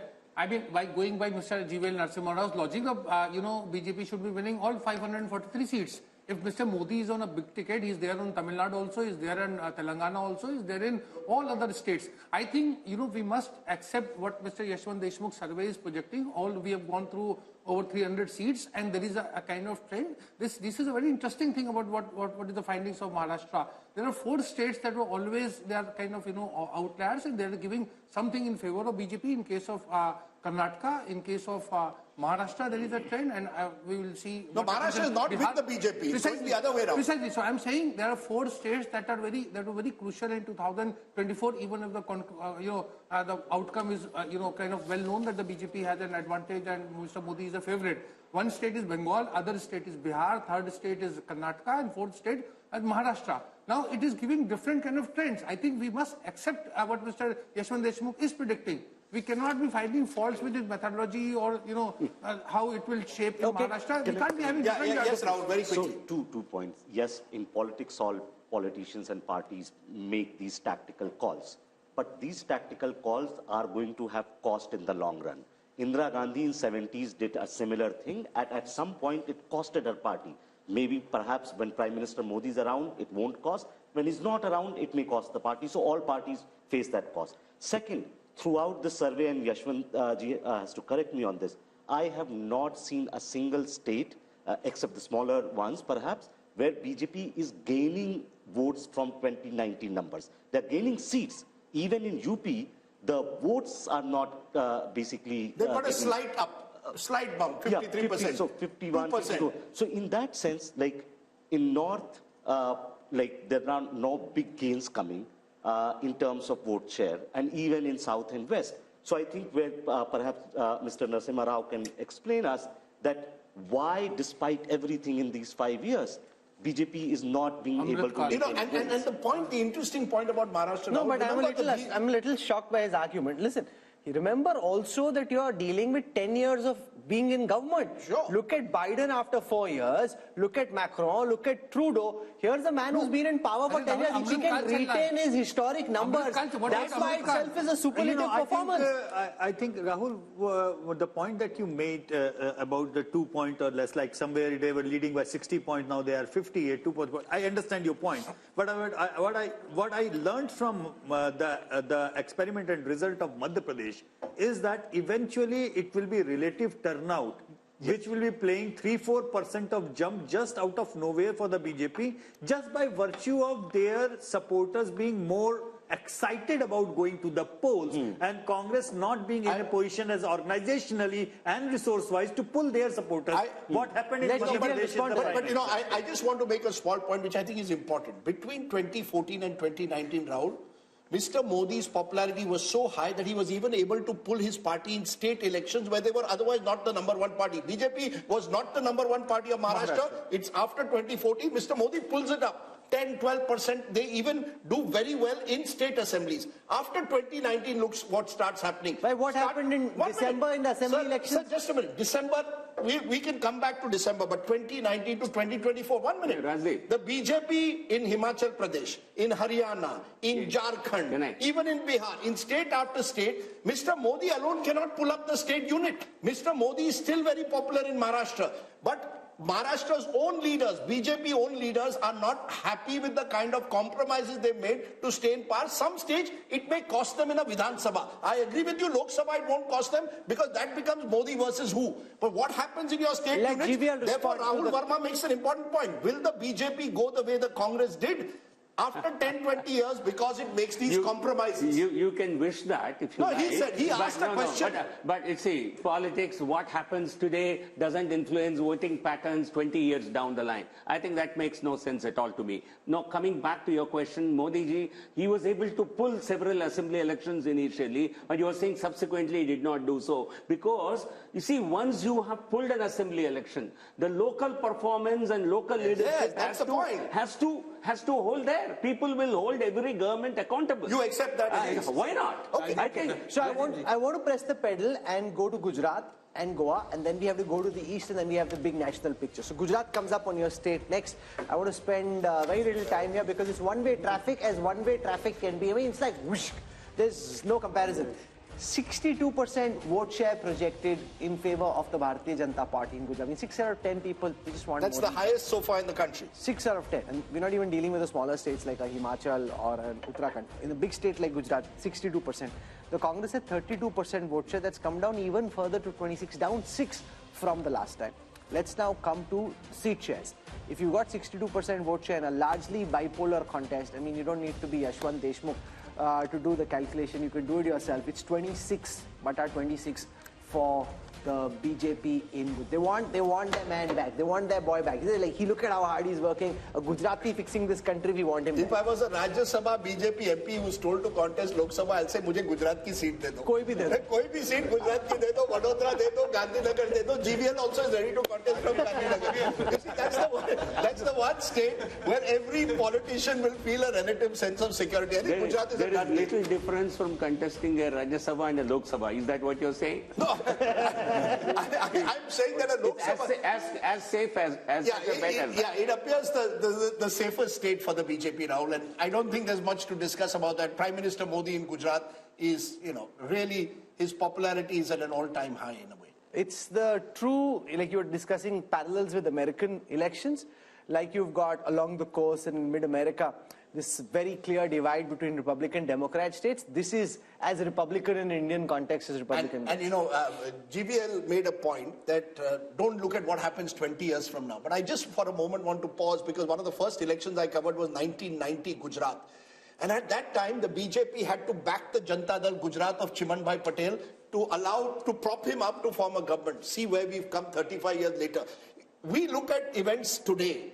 if you make mistakes today, you pay a price for it 20 years from now. That decision of the way the Janata Dal, Gujarat was eventually, the Congress propped it up for a while, destroyed the Congress in the long term in Gujarat. The Congress replaced a chief minister who had 150 seats in Madhav Singh Solanki. Can you imagine? Right, one of BJP the many replaced Shivraj Singh Chauhan. No, but 150 seats, BJP replaced Shivraj Singh Chauhan with Modi as the dominant figure. That time, Rajiv Gandhi could never really sort of lift the party. But Rajiv and the Congress didn't think so. See, that's the mistake. So I'm saying politicians can make mistakes and therefore they must be conscious of the mistakes they make. Let's come to Goa. Goa has 2 seats, north and south. This is where all of us hope to retire, at least Rajdeep and I hope to retire in Goa for sure. Okay, so here's Goa, lovely state. 2 seats, 1 each is the calculation, north and south, 1 seat split between north and south. North is clearly to the BJP. I'm presuming Yashwant south is giving because north. there are more Christians over there. The south, interestingly, if the AAP-Congress alliance works perfectly, and it has to work perfectly, it has half a chance. I still believe that the BJP will be very much in the race, even in the south. Percentage of Christians has gone down. One of the stories of our times, Christian population in Goa at the start of this century used to be 30% plus. It's now just over 20% and declining. So you actually, even in South Goa, will find it not so easy. Only a perfect Congress AAP alliance and no other third party like the Goa Revolutionary Party coming in gives them half a chance. I still believe advantage BJP in Goa in both the seats. That's the nature of Goa as well. So let's look now at the projected seat share of the West and the projected vote share of the West. I'll start with the vote share projection. Axis My India predicts for the India Today group that the NDA would end up with 48% vote share if you aggregate the states of Gujarat, Maharashtra and Goa. The India Alliance at 38, a 10% gap here for the NDA. Converted into seats, the NDA is at 51, the India Alliance at 27, and why it seems that this is not as one way as the North is because Maharashtra is sticking out as the one state where the BJP's dominance is not quite what the BJP top leadership would like to believe. But look at the story, Rahul, the northwest monsoon. 154 in the north, 51 in the west. You're almost home and dry. Between the two, you're slightly below where you were in 2019. There you won 230 plus. You're slightly below because of Maharashtra in particular, but you're still almost there. 400 पार कैसे होगा? We haven't come to the east. We haven't come to the east. We haven't shown the big picture there. So that's just we're halfway through this show. So we'll slip into a break. When we come back, we'll show you what's happening in the east of India, and then there is the big national picture. Stay with us.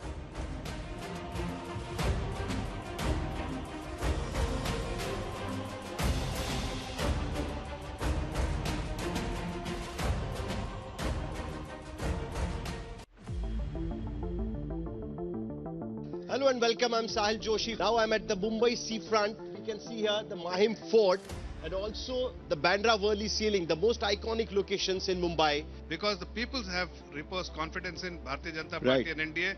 And Eknath Ji Shinde has done what the people wanted. People wanted Shiv Sena and BJP together as we have been together for 25 years. It is only the MLAs who have defected. It is not the people who have defected. How is Ajit Pawar like-minded party with the BJP? We see it worked in line with the expectation of the people, and that's why we are confident of our victory. If you are so confident about 370 votes and 400 for NDA, why do you want all other alliances with you? Why do you want all small parties with you? वो washing machine से धुल गए, ये कमल detergent में सब धुल जाते हैं. We are shifting our focus to Gujarat. Confidence in the people's mandate is very, very certain. The youngsters have come in and they have taken the major positions in Gujarat. I feel things will be very different. In Gujarat, if you ask any Congress leader, but they are all demotivated in Gujarat purely because they know they are going to lose. Election of 2024 will be an election of Modi versus Mudda. Our phones are buzzing, multiple politicians, their well-wishers, supporters across states calling, wanting to know something on the site. There's no sideshow happening.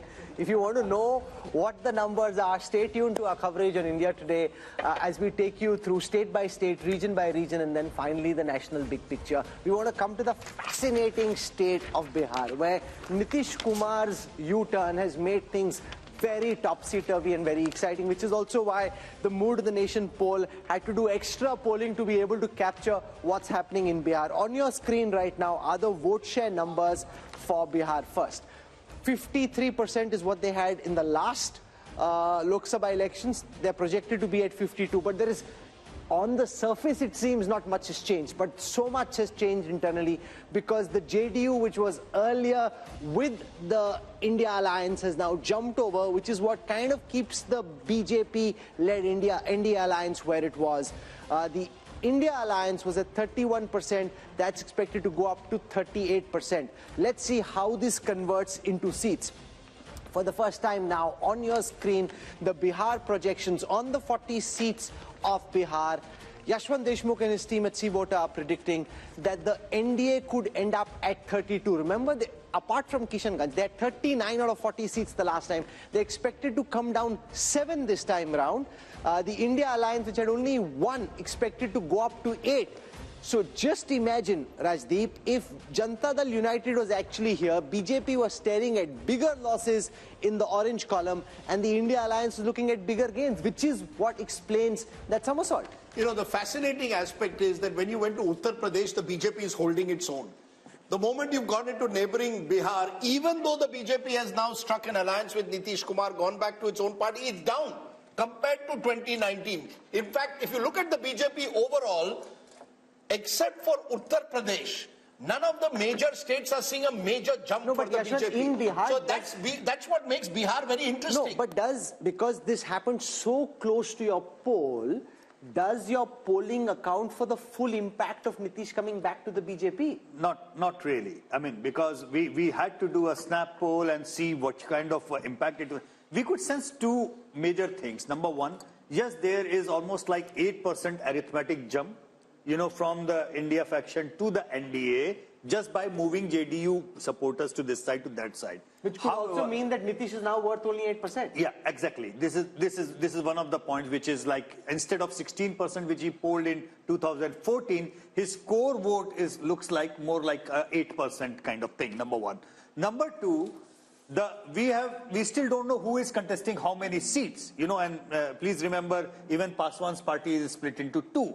So we have just taken in whatever the seat allocation was there in 2019 as our base one. And we realize that the probability of JDU tally going down even within the part of the NDA is quite significant. Which means last time they contested 17, won 16, but they could even very well come down, crashing down to single digit. So what this means is that in the overall, yes, JDU did a wise thing probably to come back and, you know, safeguard their own thing. But if the NDA needs to pick up its tally, probably BJP needs to contest more seats because there is a significant anger against the JDU, not just among the RJD supporters, but even in the BJP supporters. You come from Bihar. Does this poll account for the potential winning bandwagon effect? The fact that if voters in Bihar think that this is a Modi election, a BJP election, then they may more likely than just at the time of separation choose to go along with the NDA. That is most likely to be the case because, as Yashwant is saying, BJP is likely to contest on a higher number of seats, give lesser number of seats to JDU, which is facing a decline in its support base. But if you see, both the parties were at 37% vote share. 15% is the Modi premium because JDU was with BJP in Vidhan Sabha elections. So the Vidhan Sabha elections, when it factors into account the Modi impact, is 15% straight away. So, but with this swing of 8% from Mahagathbandhan to NDA, what would have been the result? It would have been 46-42% in favor of... The result would have been just bang opposite. So again, BJP, being a practical or a pragmatic party, clearly saw that there would have been significant losses in Bihar. The guy who won't like this U-turn was not is Nitish done. Kumar. If he thinks he's worth Rahul Verma only 8%, you know, that just shows how, like the BSP in Uttar Pradesh, like the JDS in Karnataka, the JDU seems to be a very diminished force. Yes, absolutely. And I hope Nitish Kumar realizes it.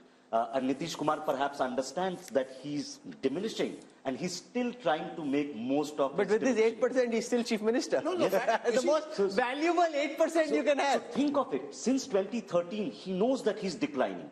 But what he knows that without him, no government can be formed till at least till 2025. And he's making most of it. He's basically, he goes with, so he's one of those politicians where he's being opportunistic and ideological at the same time. He joins RJD, gets his caste census done.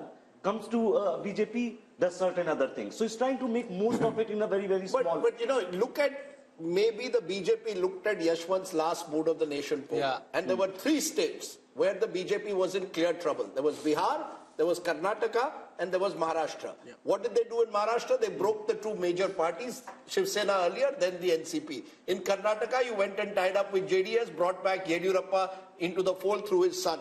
And in Bihar, you've got Nitish Kumar back into the fold. I saw this photograph in the morning papers today, Prime Minister shaking hands with Nitish Kumar. And I just wonder, you know, what makes politicians tick?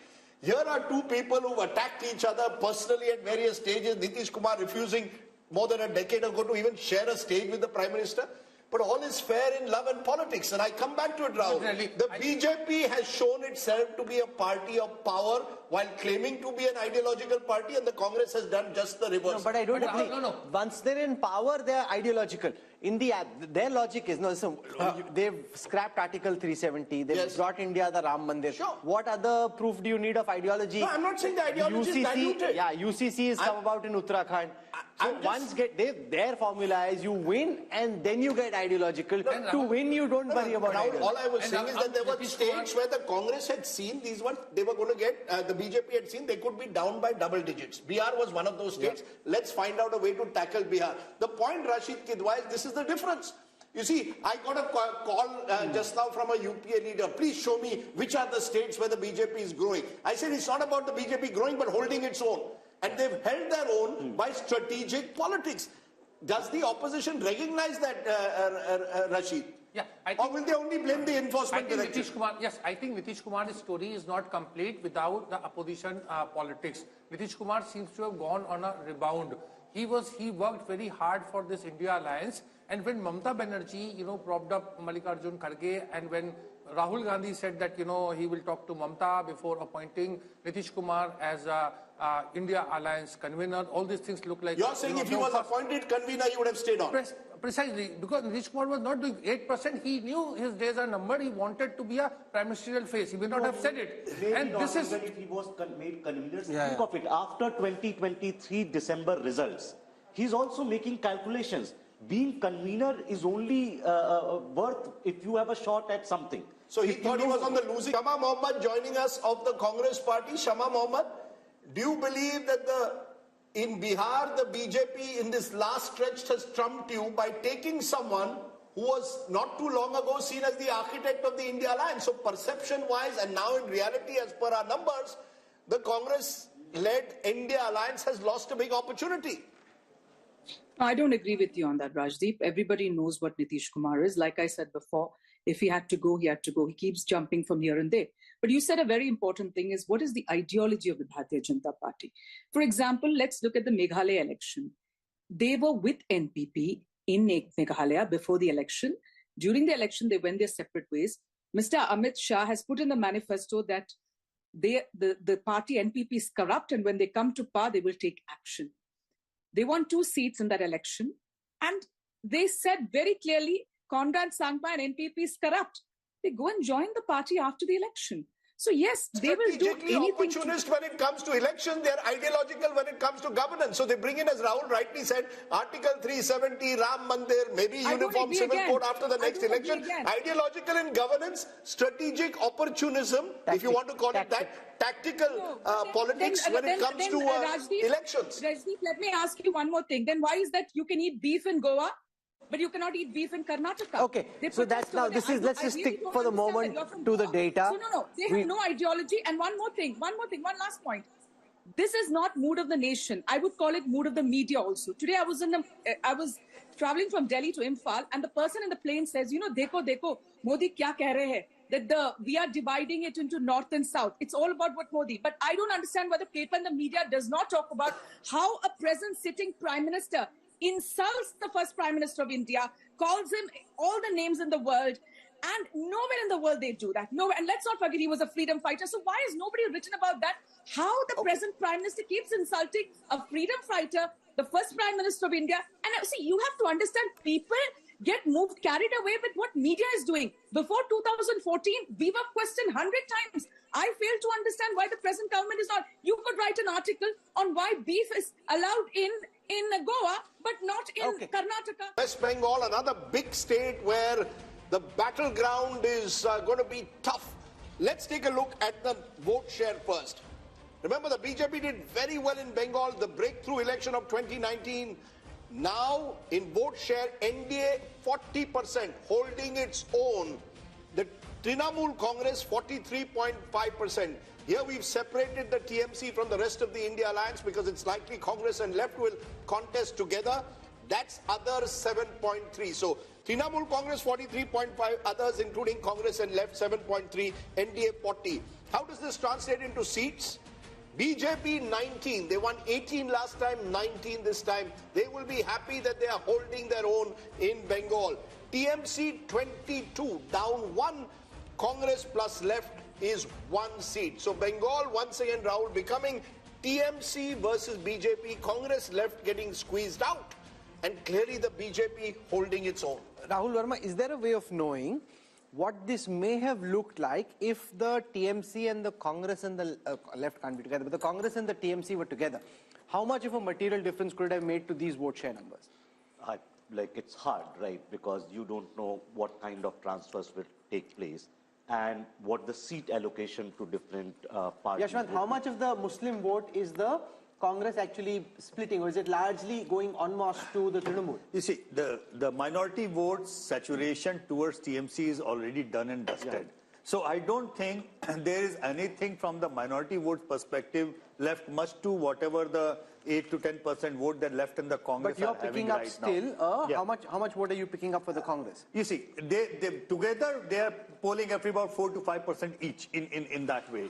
But the funny thing is that I kept on thinking why exactly Mamata Banerjee decided to go on her own. And when I took a deep dive and tried to understand the composition of what is left of left and the Congress vote, I realized that big number of them is actually anti-Mamata, not anti-BJP, which is now left with them. So there was a clear and present danger if the Congress and the left would have been in Mamata's alliance, then this vote, 8 to 10%, a huge chunk shifting them to BJP rather than coming Mamata's way. So with one caveat, you know, the left definitely had to be on the other side. Mamata was very clear. She needed a three-cornered race. Left voter needed to split the anti-Mamata vote. The Congress voter is more interesting, especially in areas like Malda, which the BJP, you know, did very well last time. There, the Muslim consolidation. And she saw it in a by-election which she lost last year, which troubled her because suddenly the Muslim vote was drifting towards the Congress. So in 4 to 5 seats, I think it could make a difference, but 4 to 5. So these numbers could have changed by 4 to 5 if even now the Congress ties up with the left. That's about also, it, not more than that. Look into the statement and look into the body language of Adhirda and everybody else within the Congress rank and file. The way their campaign has been, it looks more of anti-Mamata, less of anti-Modi. So they are holding on to whatever they have. They are understanding there is a huge chunk of their vote which is primarily anti-Mamata rather than But I will make again one caveat. Adhir Chaudhary is worried about Adhir Chaudhary. Adhir Ranjan Chaudhary wants to win his own seat. It's not about a Bengal strategy. If there was and this is where the India Alliance gets it horribly wrong. Do you have a strategy for Bengal, or do individual leaders dictate terms to you as to how you do it? We must remember, Mamata Banerjee has not left India Alliance. So this is the part of tacit understanding also. The left Congress alliance just to prevent the extra BJP getting extra. Oh, come on, there is no tacit alliance when Adhir Ranjan Chaudhary comes every week to Kolkata and attacks you in personal terms. There's no tacit alliance between Adhir and Mamata. No. Let's be very clear. So is he a Trojan horse? No, it's not about Trojan horse. I keep Mamata is saying, also doing a lot of poaching. No, by the way, sure. I mean, she is, but the point is, one-way street. No, the India Alliance should have decided, this is Mamata's point, who's going to drive your alliance in Bengal? Is Adhir Ranjan Chaudhary going to decide it, or am I going to decide it? Congress got 0 seats in a Vidhan Sabha election just a couple of years ago.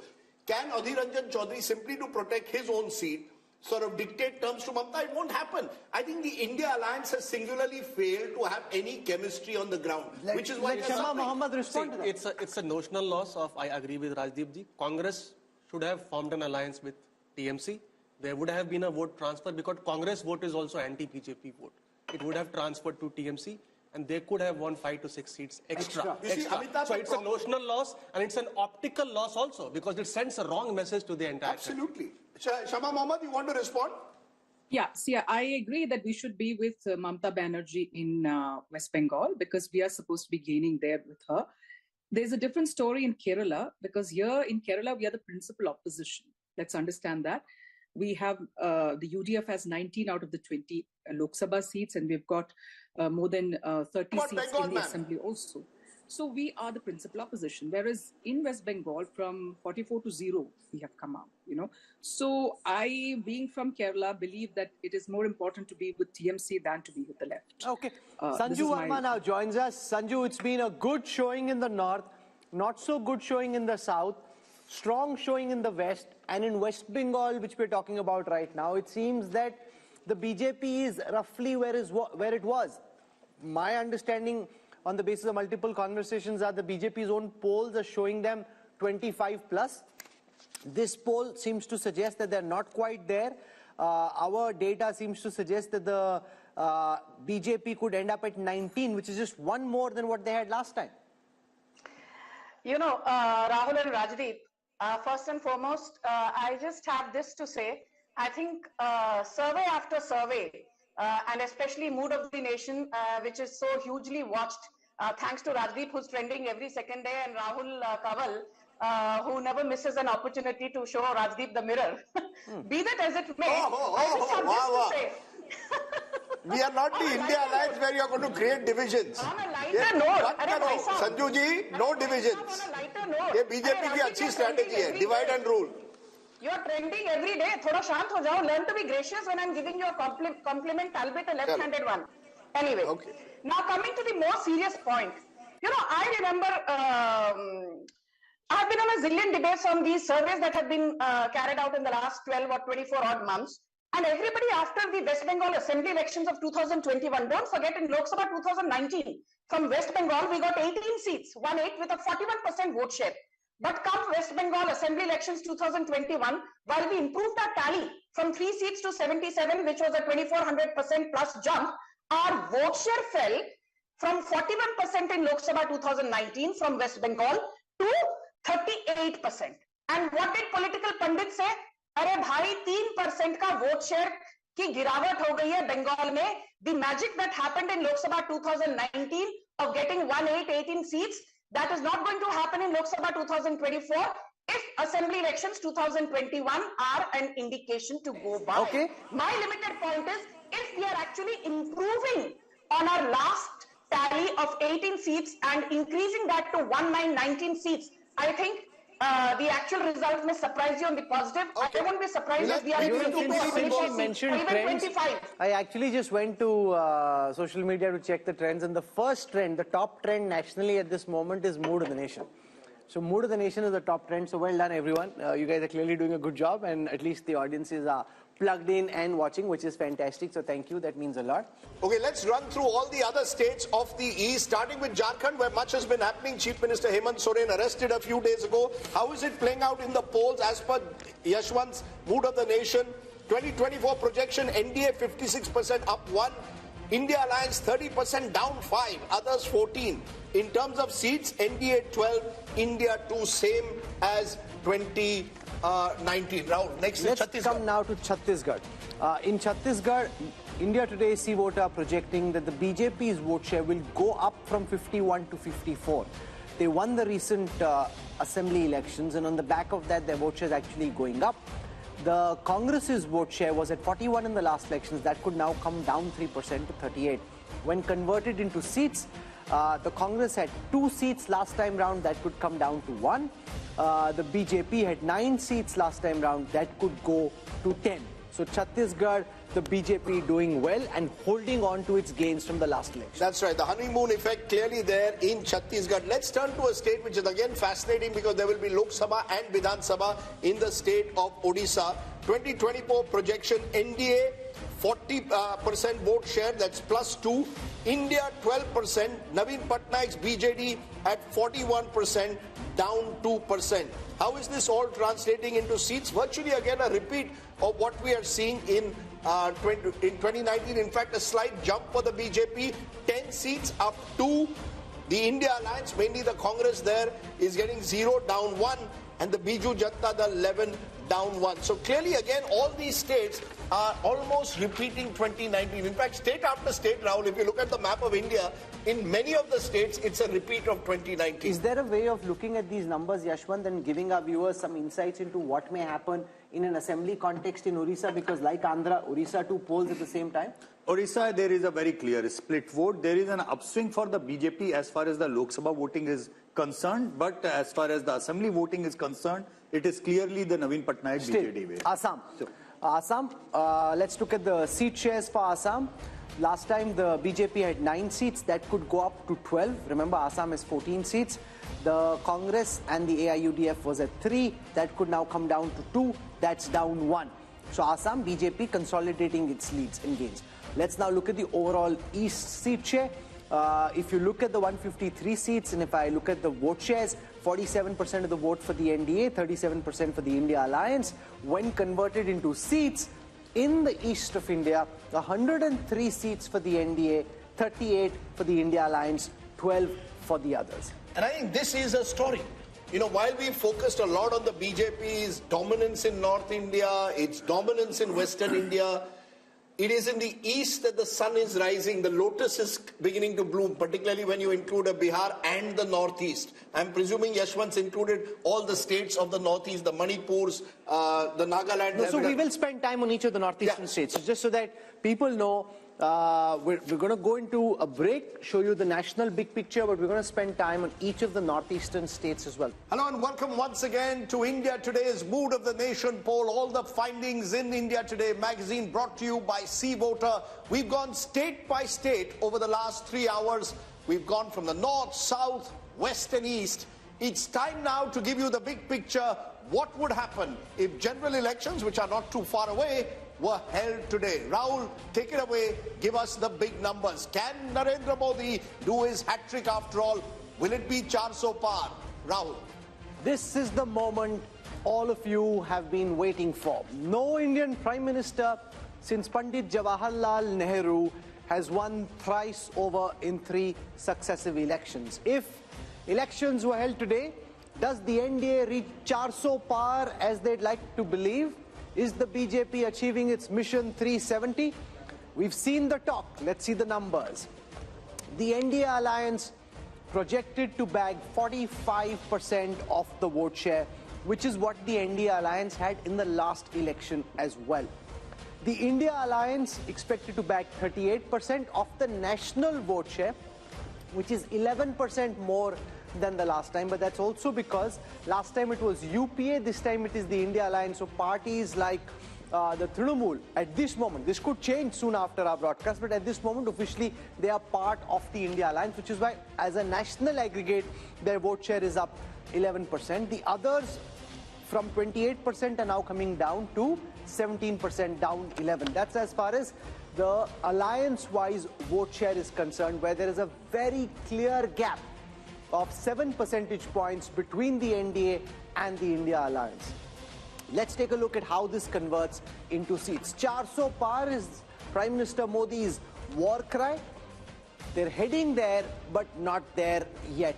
335 is the current projection by C Voter for the India Today group for this Mood of the Nation opinion poll, the last MOTN before the Lok Sabha elections. 335, way short of 400 at this moment. This is 18 down from the last election. So if you take all the allies together, they had 18 more last time. They're down at 335 at this moment. The India Alliance is at 166. That's 75 seats more than the last time. The others are at 42, 57 down, but that's a apples and oranges comparison because some of the parties which were in the others have now moved to the India alliance. The big story though is that the NDA is set to come back to power quite comfortably. See, you want to hit 4 centuries in one match, you're hitting 3.5 centuries just yet. And remember, Rajdeep, there's also the fact that once this message goes out that Prime Minister Modi is comfortably placed, then a lot of people may decide, "Arey, vote kya waste karna isi ko do," because if he's coming back. So that ultimately could also come into play. You know, there seems to be, Rahul, an inevitability about the outcome. I think this is one of those strange or rare elections where it almost seems, at least when you speak to political observers and politicians, that the outcome is known. It's a question of where does the NDA, BJP-led NDA end up? Where does the BJP end up? These numbers are showing the BJP is roughly just around where it was in 2019. The NDA is marginally down, but as you said, there could be a bump it could get in the next 2 months because if it campaigns hard, and the BJP is known to do that. Plus, could it get more allies? Remember, all of this is before the possibility of a Chandrababu Naidu or an Akali Dal joining in. All of that could take the BJP above 350. I know that there is all this buzz about 400 par. That perhaps will require the perfect storm. But the BJP has set the base. I think what this Mood of the Nation poll shows, people want Mr. Modi back. The majority seem to want Mr. Modi back for a third term in the first past the post system.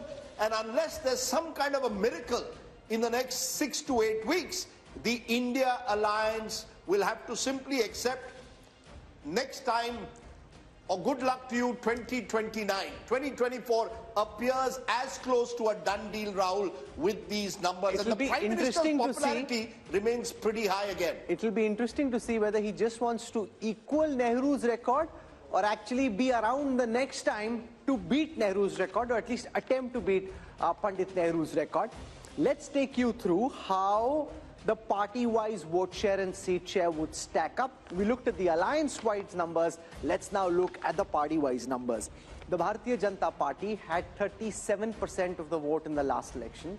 That is expected to go up by a massive 3%. I'm saying massive because in a national context, for one party to be able to increase its vote share by 3%, that is a very significant achievement.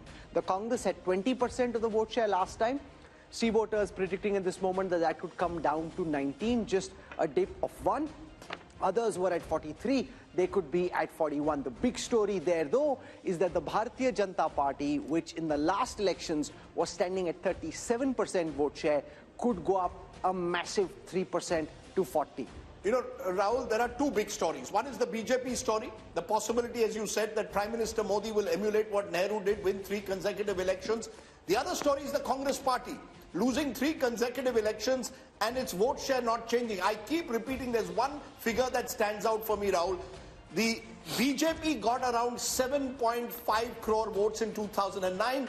It went up by a whopping 200% to over nearly 22 crores by 2019 in a decade. The Congress vote has remained relatively static at 11 crores. So while we are looking at the BJP and the big picture of Mr. Modi winning his hat-trick, we've got to also look at the Congress Party. And I think somewhere there are but two it's not stories static. there. If the pie is growing up and your portion, say you're actually declining very badly.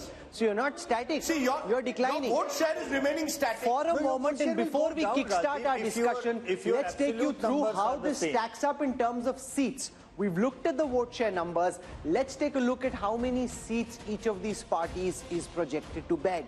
The BJP, remember, had a 303 rifle that they were firing last time. This time it's 304. So it's not Mission 370. That's his rallying war cry. They're not there yet. 304 is where they stand. 71 is where the Congress stands, which is up 19 from the last time. Remember, there are gains in states like Telangana, which are helping the Congress do better than it did last time. Others at this moment are at 168, down 20. So that's where it stands. Prime Minister Modi very comfortably placed to be PM once more, which is why Rachingappa and his team are saying it's get set for a hat-trick. Raj, you want to give us what your headline is? What is it hat-trick? Is it the Modi momentum? What is it? It is set for a hat-trick. So is it about Modi? Is it about the BJP? How do you see it? I see your cover has Mr. Modi imperiously walking so we're calling down it heading for a hat-trick. But let's, just for a moment look at the figures that are there. Yes. I mean, it's commendable that Mr. Modi, in his 10th year, is able to deliver the kind of numbers to the BJP and the NDA. And look at the term that he does it. In the second term, I mean, every world leader was under pressure, put on the mat. There was a once-in-a-century pandemic that was there. You had a complete collapse of the economy. You had the Chinese intrusion coming in. You had two wars, the Gaza and Ukraine war that pushed up inflation. Everything that could go wrong goes wrong. And yet, when we see at the end of 10 years, Mr. Modi is not only shining, but is up there in the league of greatness, possibly statesmanship that is happening.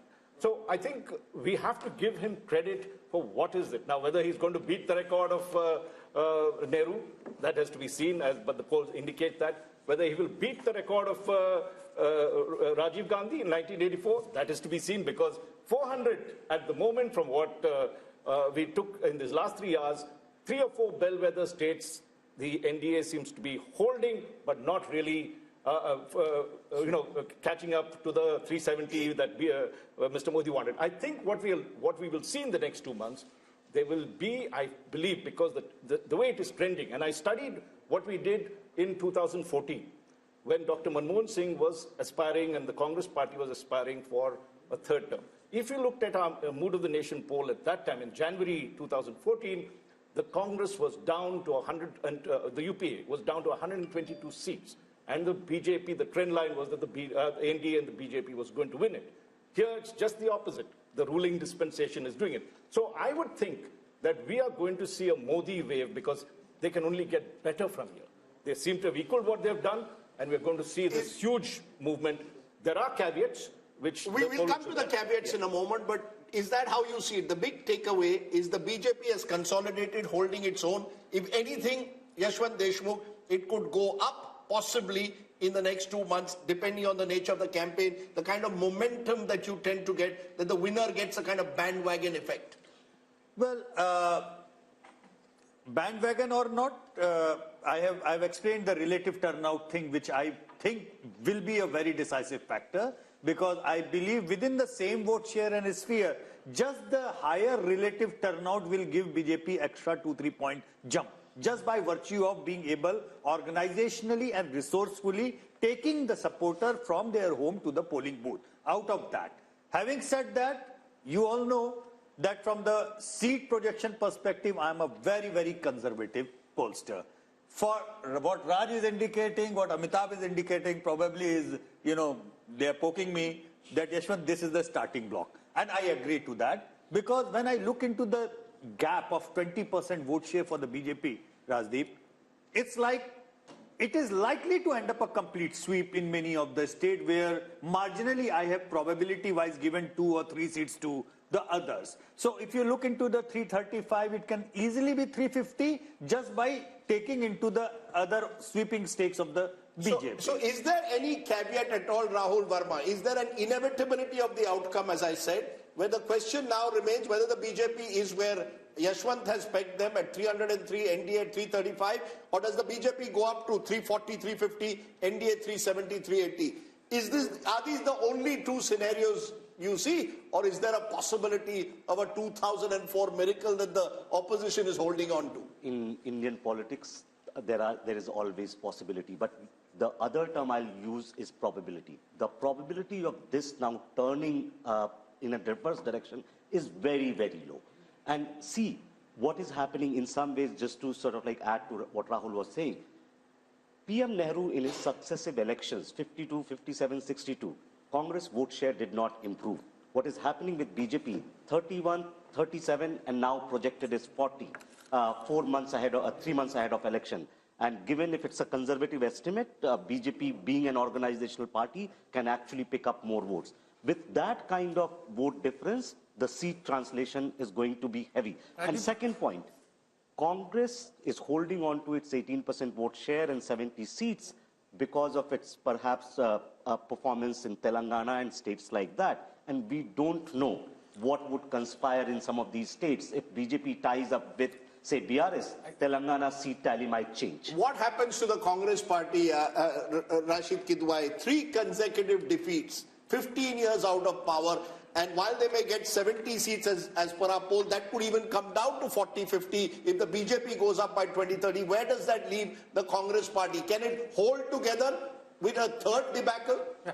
I think, Rajdeep, it may sound a bit odd and bizarre, but the Congress would be very happy to know Yashwant Deshmukh's, finding and mood of the nation that Congress is getting 71 Lok Sabha seats. It will give them a formal position of leader of opposition in the Lok Sabha.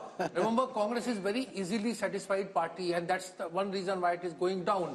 On the other side, when Bharat Jodo Yatra, and this is a very big lesson for Rahul Gandhi, when Bharat Jodo Yatra was started in first phase, it was thought that with that yatra, Rahul Gandhi Congress would be able to increase, its vote percentage by 3 to 4%. They were actually hoping for 25%. So it's a very bad news that Congress is not getting vote percentage, no increase in vote percentage. I think individually in states there will be breakaway Congress factions because nobody wants to be in a position forever. Amitabh, your big takeaway from these numbers, clearly it shows 2 months before the election, perhaps, as I said, more than any other election, a dead certainty as to who the winner is. I can only compare it with January 2019.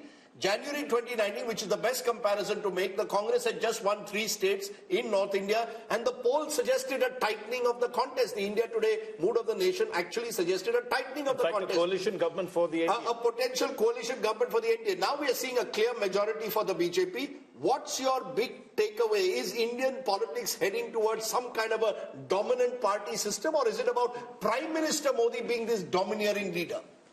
So BJP is, of course, attaining the pole position which Congress used to acquire during the 1950s to 1990s. At that point of time, Congress was competing mostly against regional parties. Here we have BJP competing mostly against regional parties because regional parties tally is 168 seats. BJP is increasing its vote share. Congress is holding on to its vote share, and all its gains are coming at the cost of regional parties. In fact, the story, Rahul, for me is once again that remember 186 seats, roughly 186 seats, direct contest in 2019, Congress versus BJP. Congress won just 12. BJP won most of those seats by double digits. Nothing has changed. It's almost as if the Congress is where it is, comatose in a way electorally, and the BJP is growing. And because they're not listening. And the other factor, which is also in a way worrying, is the North-South divide. The BJP dominating North India, dominating West India, doing even very well in the East. It's only the South which seems to be marching to its own beat. And I wonder what the implications of that will be long term. If the Congress had any good sense, and I'm not at this moment certain that the people who do are looking so obsessively at this election in the way that the BJP is, they should sit into a room, Messrs. Kharge, Rahul Gandhi, Uddhav Thackeray, Sharad Pawar, and say, let's thrash out the Maharashtra seat-sharing formula before we leave. Sit from morning till evening, go seat by seat, thrash it out, compromise, and do the same for Telangana. Figure out who your candidates are, get on the ground. Instead of just spattering your ammunition all over the place, focus on their... No, but they're not even invited, Rashid. That's the problem. Each of those leaders are saying... Because Rahul Gandhi is there, so they need to... But what is more important? Sitting and fighting and trying to win the few seats you have an opportunity of winning, or this yatra which only seems to be causing trouble? Can I make an even more controversial point? Which is what? If I was the opposition today and I saw your numbers and the mood of the nation and all of us predicting the inevitability or the probability of the outcome, I would actually see one opportunity, and that is focus on state elections. There are going to be, look, there's a Lok Sabha election which the outcome seems inevitable. It's about whether... No, but you cannot, if you're in the opposition, you cannot take it as inevitable. You have to fight the election. No, you have to fight. That's why I said it's a contentious point. I have 100 rupees in my pocket. I would put at least 80 rupees of that into state elections. There's Haryana, there's Maharashtra, there's Jharkhand, there's Bihar next year, then there's a series of other elections. Look, in the Lok Sabha, you can pick up, I'm only going by the mood of the nation, Rahul. You can pick up 20, 30 seats by what you're saying, better seat adjustments, do a little bit in Maharashtra, work out your numbers. You should do that. Of course you should. Every election has to be fought. But when I look at the priorities, my concern for this kind of opposition is that they seem to not even be able to get their act together often in state elections. Maharashtra is a good example. There's an election in Maharashtra in September, October. You win Maharashtra, you lift the morale. Imagine what happens if you lose Lok Sabha badly and then also you suffer a debacle in Maharashtra and Haryana. Eventually, and don't forget, Karnataka, the government could be on notice given the kind of numbers that we are showing. Telangana, the Congress has a small majority. So, the Congress Mukt Bharat or an opposition Mukt Bharat is in a way a reality if these numbers hold on. I would say focus on state elections, get your act together, and I agree with you. At the moment, you should be sitting across a table, working out seat sharing, working out some kind of plan. I don't see that, which is why I think Yashwant has underestimated the BJP. My numbers are, I did my own polling, 340 plus BJP, 370 plus NDA alliance. I'm not ruling out even a bigger number than that. Yeah. That's the way I see it. I believe that the opposition is totally despondent. Rashid Kidwai, are we seeing a phenomena similar to what we saw during the Gujarat Assembly elections, where because of what Rajdeep is saying, because of what others in the opposition seem to be thinking, the opposition just gives up the fight? Like when I traveled through Gujarat in the last Assembly election, the opposition, the Congress wasn't even in the fight. AAP was trying to put up some fight. See, it's a self-perpetuating prophecy. If you don't fight, your opponents do even better. The BJP ended up with 154 out of 182. If the Congress had fought harder on every seat in every region, they may have done better. You give up the fight thinking, you take what Rajdeep is saying seriously, say, because the opposition takes what he's saying very seriously. If they start taking what he's saying seriously and not fighting this Lok Sabha election and preparing for the Assembly election, jitna bura pitenge, usse aur pit jayenge. Too late hai, Rahul. Ye sab hota chahiye tha 6 mahine pehle. You see, the biggest problem with this opposition in 2024 is there is no sense of ownership. There is regional parties and there is Congress. When we talk about Congress, there is an official AICC President Mallikarjun Kharge, and there is a Rahul Gandhi who represents the political leadership of the Congress. Now each person. So what does Kharge represent then? He's a Congress president, but he lacks that kind of political leadership. That's what I'm saying. There is no sense of ownership. Not and political leadership, political authority. He's not been given the political authority. Can I just come in at this point? Take a look at the opposition. If, for instance, the Congress, if it had won one state in the north, Madhya Pradesh, where it was, anti-incumbency was clear. So it was so close to actually turning the election. Because if you go back in the year that's there, firstly you win Himachal in December, then you come back and win Karnataka, I'm talking last year. You have the India alliance being formed at that particular point of view. You knew where your battles were. Okay. This is the difference between what the BJP does, which knows that these 3 seats were critical for them to get the momentum to win the Lok Sabha. Easily the story could have turned, and the mistakes the Congress started making. Sanju Verma is with us and Radhika Khera is with us. Sanju Verma, to you first. I hope you've got some laddus and some mithai for Yashwant Deshmukh, Raj Chingappa and everybody else over here, because it seems that the Prime Minister... She won't give me. She won't give you? She won't give me mithai. No, she just said you were doing a great job when you were trending. She should give you mithai also. Now, 304, after 10 years of being in power for the BJP, 335 for the NDA, it seems no matter whether you get to 400 and 370 or not, the outcome of the next election seems to be heavily skewed in your favor. Yeah, Rahul and Rajdeep, there's this famous saying by Norman Vincent, if you shoot for the moon, you will at least land among the stars. So whether it's 370 or 400 or 335, what have you. Point number 1, BJP is romping home with a massive majority all on its own. Point number 2, I remember that famous interview with Prashant Kishore a few days back, where Rajdeep kept asking him, what is the secret sauce around brand Modi? So I have something to say to the Congress. हम तो जीतेंगे ही, पर कांग्रेस के जो समर्थक हैं, ये ध्यान से सुनिए. जो जानकर भी अनजान बना रहे, उसे दर्द क्या बताना? जो जानकर भी अनजान बना रहे, उसे दर्द क्या बताना? अभी मगरूर है वो, खुद में उन्हें क्यों होश में लाना? अभी मगरूर है वो खुद में, उन्हें क्यों होश में लाना? एहसास तब होगा उन्हें जब छोड़कर जाऊंगा. एहसास तब होगा उन्हें जब छोड़कर जाऊंगा. फिर नहीं होगा मुमकिन मेरा लौट कर आना. फिर नहीं होगा मुमकिन मेरा लौट कर आना. The voters have time and again. कौन छोड़ के जा रहा है? अरे भाई साहब, वोटर्स ने छोड़ दिया है, but Rahul Gandhi refuses to look into the mirror and get a reality check. But now I will speak with hard numbers. Just bear with me for 20 seconds. Of course, before you go on, you've thrown a poetic punch. Radhika Khera, I don't know how good your shairi is. She's thrown a poetic punch at you.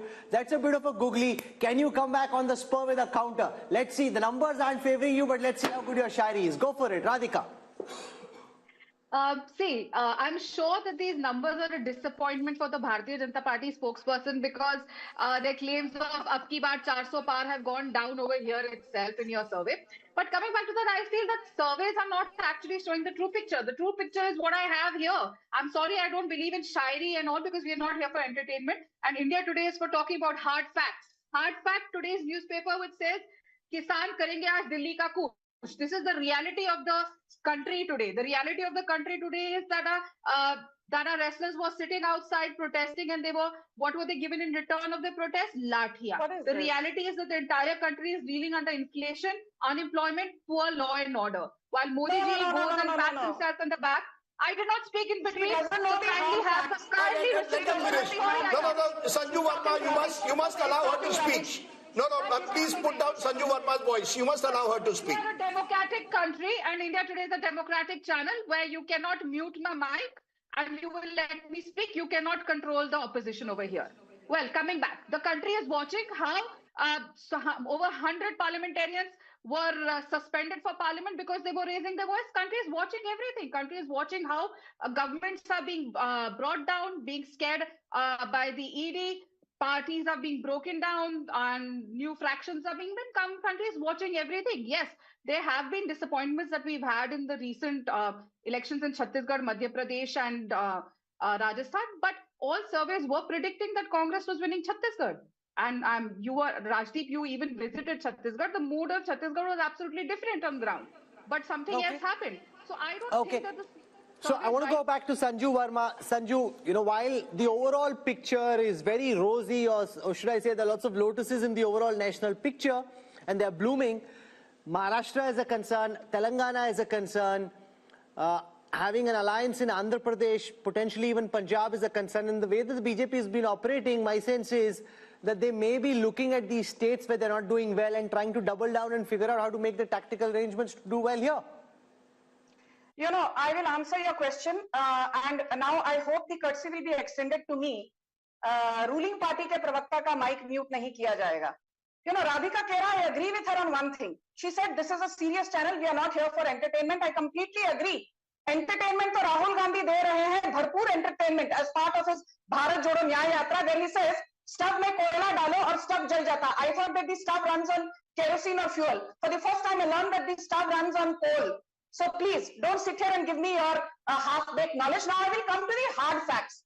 Rahul, I will not even talk about what, Mr. Arun Puri said in August 2023. These are famous quotes of his, which I really love reading them all over again on every debate. In August 2023, after your then Mood of the Nation poll, he said, Narendra Modi has pulled off what few leaders have. He has banished the universal factor of anti-incumbency. Narendra Modi's popularity rankings defy the law of gravity. I'm quoting Mr. Arun Puri ad verbatim. And I'll tell you why jahan Narendra Modi khade ho jate hain, wahi se line shuru ho jati hai, because we had votes or number of seats at 17.6 crore in Lok Sabha 2014. People said, this was just happenstance. We got the number of seats, winning seats at 23 crore votes. 23 crore people voted for Narendra Modi in 2019, which means there was a 31% increase in our winnable seats between 2014 and 2019. Now, I am not even going to assume that BJP will see a 3% uptick in its vote share from 37 to 40%, as Rahul said. Let us assume that the vote share continues to remain at 37%. It does not rise to 40%. I'm being conservative, despite being an Andh Bhakt and a Modi Bhakt. Despite having a vote share at just 37%, just going by past track record, if you extrapolate the numbers, you will see 30 crore people voting for BJP, assuming a 31% rise in number of seats, And if you assume Sanju just a Verma, so you 15% made that rise point, in number ma'am. of seats, I want to go across the table. people Ask voted Amitabh, what could be the X factors from here? We're in the beginning of February. We've got March still to go and then elections in April, May. What could change? Good, bad for both the opposition and the government? See, X factors for the BJP clearly is the mood of the neutral or the undecided voters from now on, because BJP clearly has the momentum. The numbers are very strong for BJP. 335 NDA means if you add the reverses in Maharashtra and Bihar, which is 25 seats itself, 360. Plus you have a new ally from Andhra Pradesh, possibly 17 seats, 377. So mission 400 or 370 is not impossible. That's number one. This is largely predicated on the image of Prime Minister Modi. So if there is a black swan event which dents the popularity of Modi, that is the only event which could probably tilt the numbers in favor of the opposition. It's all about Modi, his popularity.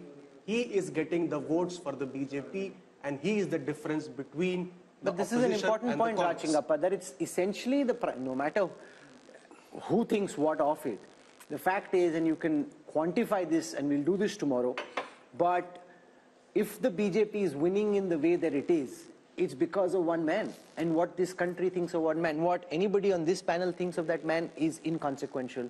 The voters who we've spoken to would like Prime Minister Modi back. They have a direct connect with him. They have faith in him. They trust him. They want him back. Well, let's call it brand Modi. That is really a phenomenon that has happened. And just looking at what Amitabh said, even in adversity, he comes out the winner. You had Pulwama, which was a black swan sort of event that happened in the thick of election. He converts that into a great opportunity. Take a look at his second term. Each of these things, COVID, he's first castigated. Our polls itself show that it goes down, comes back, with a bang, make sure that the economy is growing, takes care of the people on one side. Then let's also look at I think there are a couple of qualities we have to look at Mr. Modi. Decisive leadership. Article 370 goes. Early in the tenure that is there. Ram Temple, built at terrific speed. The Parliament House built it. Women's reservation bill put there. So you are seeing, if you take a look at some of the characteristics of leadership, vision, he has it. He's not only showing a vision for these next 5 years, he's looking, many people could say, well, that's, really pushing the target too far. But he's giving a nation, an aspiring nation, a road to development. And I think that's very important. So he's able to balance the Hindutva sentiment, which is the cultural sentiment that you want, or the soul of the nation, with pragmatic governance, decisive leadership, and this quality that he demonstrates in terms of welfareism as well. So he's taken all the planks of the opposition, appropriated all of them, made it his own, and has really, that is why you're and seeing he's the kind of building, results you're Rajdeep, a seeing. new republic, whether anybody likes it or not. Very different from the Nehruvian idea of India in the last 10 years, and he'll cement it in the next 5 if these numbers are correct. He has, in front of our eyes, built a new India. Look, as I said, the Prime Minister is a consummate politician, and it isn't easy to hold on to your popularity over an extended period of time, particularly when you've gone through several black swan events over the last decade. That is a given. I like to use sort of M factors, and I'm going to give you 7, each of which I think it's not just Mr. Modi's secret sauce. I put Mr. Modi at the top. I put machine. The BJP is a machine. And the machine... No, they built a machine. You mean machine, you think like it's a machine lying on the ground. Anybody can do a machine. They built a machine. Of course they built a machine, but the machine has various aspects to it. The machine knows how to use state power. It will know when to corner the opposition. So did the Congress when they were in opposition. So did the Congress. Sure, of course. But the Congress didn't build the structure that the BJP has built. When you say that, Mr. Modi is building a new republic, I just want to give the elements, I think, that are important as to why is he still winning. There's Prime Minister Modi, consummate politician, knows how to use power. There's the machine of the BJP, the RSS, the Sangh Parivar. There's the message. The message, interestingly, look at Mr. Modi's message in the last month since Ram Mandir. He's not focusing on Mandir, he's focusing on Viksit Bharat, talking about infrastructure projects, talking about Amrit Kal. Cleverly knows how to change the goalposts. This is over, let's move on to the next. So the opposition doesn't know what will come next. Number 3. Number 4 is money. Let's be honest, Indian elections, the oxygen of Indian elections are increasingly money. The BJP dominates that space like no other party has done. The Congress may be in its palm, but that time, the opposition was much weaker. No, but that time the Congress leaders, many of them pocketed the money themselves. This is different. different structure they are getting for the machine, a lot of the Congress leaders, and you know this well, pocketed. It's not as if in Maharashtra we don't have khoke ki rajniti. Let's not say that no, but we don't have institutional corruption in the manner in which there was under the UPA, that's not the case. The jury is out on that, but I'm willing to concede that the Prime Minister has made it, ensured that the party comes first at the very top. Not in the case of the Congress, individuals came ahead of the party. Then you have Mandir. I think as the survey is also going to show, Ram Mandir has taken the Prime Minister's own popularity to another level. That's where it comes that, you're crafting a new ideological republic in a way, moving away from the Nehruvian idea to a new idea of a new republic. Who knows, uniform civil code comes next. Then, and I think this is crucial, you have the Mahagathbandhan. You see, you're as good as your opposition is. If you're playing a terrible opposition, which is so badly divided, which has really made no effort to actually build on the weaknesses of the government. It's not as if the government doesn't have weaknesses. Unemployment is a problem. Our survey also shows that. What have you done to build it? You have had 4 meetings of the India Alliance, all in 5-star hotels, or 3 of them in 5-star hotels, 1 in Patna where Nitish Kumar, your convener, has gone. You made no effort to capitalize when COVID management was going wrong, to build a kind of consensus. We need change. You've not offered me a leadership or a narrative to combat Modi. I think that's an important element. You're as good as your opposition is. Finally, and I know, Rahul, this is contentious, the media. Let's be honest, no one has dominated the media space quite like Mr. Modi is. So we've never really questioned, for example, the misuse of the ED in the way that it should be. The poll also shows a number of Indians believe the ED is being misused. So I think Mr. Modi is Teflon-like. All of this comes together to make him almost impregnable, pregnable. And I think, credit to him. It's not easy in today's world to be as popular in 2024 as you were in 2014. More popular, you can say, but it's a combination of various factors. Your popularity is also dependent on how unpopular the other side is. No, but that's not Modi's fault. It's not. If his opponents don't know how to bat and bowl, how can you blame Modi for that? Rahul, who's blaming Modi? I'm giving the reasonings. The reasoning is the opposition in the last 10 years has had opportunities. Demonetization was an opportunity. COVID was an opportunity. You had the chance to question the government in a serious manner. As this poll is showing, the regional parties are holding on to their own. But the Congress has been unable to rediscover itself. So the question will also have to be asked on Rahul Gandhi's leadership at some stage. Surely, Yes. This poll, how long is the Congress going to sort of protect him? I think the biggest problem that the opposition is facing is a face. Who Modi versus who? Is it Mallikarjun Kharge? Is it Rahul Gandhi? Is it Mamata Banerjee? Is it Arvind Kejriwal? So people have no idea. Is it M.K. Stalin? Is it some other, chief minister? So, nobody knows. So therefore, Mr. Modi is having it, very easy. And the survey is indicating at that. If there was a face, if there was a, sort of caste affiliation, if there was issues, talking points attached to it, perhaps the outcome may not have been very different, but there would be something like 2019-like situation. Is he invincible? I mean, at this point of time, can we say that Mr. Modi is invincible? Could the opposition have done anything better to change the mood of the nation? Maybe a better word is unstoppable. Yes. What could it have done? There is always a possibility, but I think of politics structurally. And the nature of politics is such that opposition does not have many chances. To use a cricket analogy, if, say, Tendulkar or Virat Kohli is in full form, no matter you ball a Yorker or you ball a sort of like, a googly and spin, they will hit you. But Tendulkar has got gold, Modi has never got gold. This is why leaders are important. But think of 50s and 60s politics. Were there no leaders in opposition? There was Lohia and other things. Could they challenge Nehru and Congress party? No, because in political time, now you counted 7 things. Everything is in favor of BJP, right? So at the moment, I don't think there is any X factor. The only X factor could be that we have no sense of what's happening on the ground. People have made up different mind and they are telling something else. So at the moment, everything is aligned in favor of BJP. Here's what I wish to say. Let's just zoom out for a moment and think of the larger picture in a more historical perspective.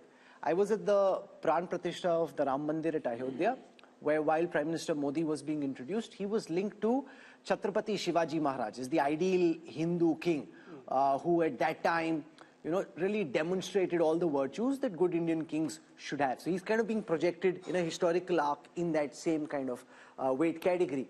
Rahul Verma, is there any contemporary political figure who comes to your mind who 10 years on, not just in India because there's no comparison here, but even internationally, 10 years after being in power, manages to increase his party's vote share by 3%. Go back in time. Who comes to your mind? No, once again, can I make someone who can? Yeah, who? You know, we often tend to, since Nehru is still in the news. Remember, Nehru in the early 60s was a weakened prime minister. The war with China, despite that, won. Please understand. No, but his vote share kept coming down. No, but his vote share in the years that he was in power, the Congress kept losing ground, the BJP is gaining ground. And there was no opposition. No opposition. But where is the opposition today? That's what I'm saying. Where is the opposition today? There was no opposition. Where is the opposition? I would only like, since you asked, I think only Nehru can be compared. Rahul Verma, okay, so you've got Nehru, Modi punching in the... From a party who got us independence, that kind of goodwill to Congress party after 47, with all the heavyweights of our freedom struggle on the Congress side, let's be very, very honest, the 52-53 mandate was not Mr. Nehru's mandate. 62 I'm talking about. 62, yes. But the vote share dipped. Vote share dipped a lot. No, and but there by was then no his actions goes up in 57. Yeah, but in 62 and after that, he's being punished for his actions. The people in India at this moment are rewarding Modi and the BJP for what they are seeing, far from punishing. Let's spend some time on this. Historically, who comes to your mind? Yashwant Deshmukh. No, nobody. I mean, nearest that from the... and one point which I wanted to make, where I can probably answer your question, is the hunger to win and willingness to work 24/7 to let that happen. And that thing, only person which comes to my mind is Mrs. Indira Gandhi. Yes. Besides that, no other prime minister in India had a hunger to win. I'm not restricting this conversation, Raj Chingappa, to India. Raj Chingappa, in a historical context, who comes to your mind? Somebody democratically elected. Only an authoritarian leader who knows how to fix, who knows how to fix the mandate across the world. How is he fixing the mandate? No, I'm not talking about Modi. I'm talking the only, when you say, give me an example parallelly. There are democratic countries where you will have the likes of a Putin in Russia and Erdogan in Turkey, who will know how to, in a way, manage the mandate. Erdogan had a very tough fight. He won with 6 percentage points. In a relatively free and fair system like ours, to do it over 3 elections with your popularity increasing, I think makes Prime Minister Modi sui generis. You look at Algeria, where there was, this thing that Burj Khalifa, when Nehru was there, then I went with Hamid Ansari, he was still Prime Minister. Yeah, but let's not compare Algeria with India. I think, Rahul, you make a very good point. In a democratic society like ours, with all the pulls and pressures, as we are seeing in our poll, South India having a very different politics, states like Maharashtra, Bihar, Bengal, Karnataka looking tough for a while. I think Mr. Modi has done the remarkable job of holding his popularity. I will only say this, and I think this is an important point that we need to make. While we talk of the invincibility of the Prime Minister, and I think CSDS's post-poll in 2019 showed 1 out of every 3 voters voted for the BJP because of Prime Minister Modi.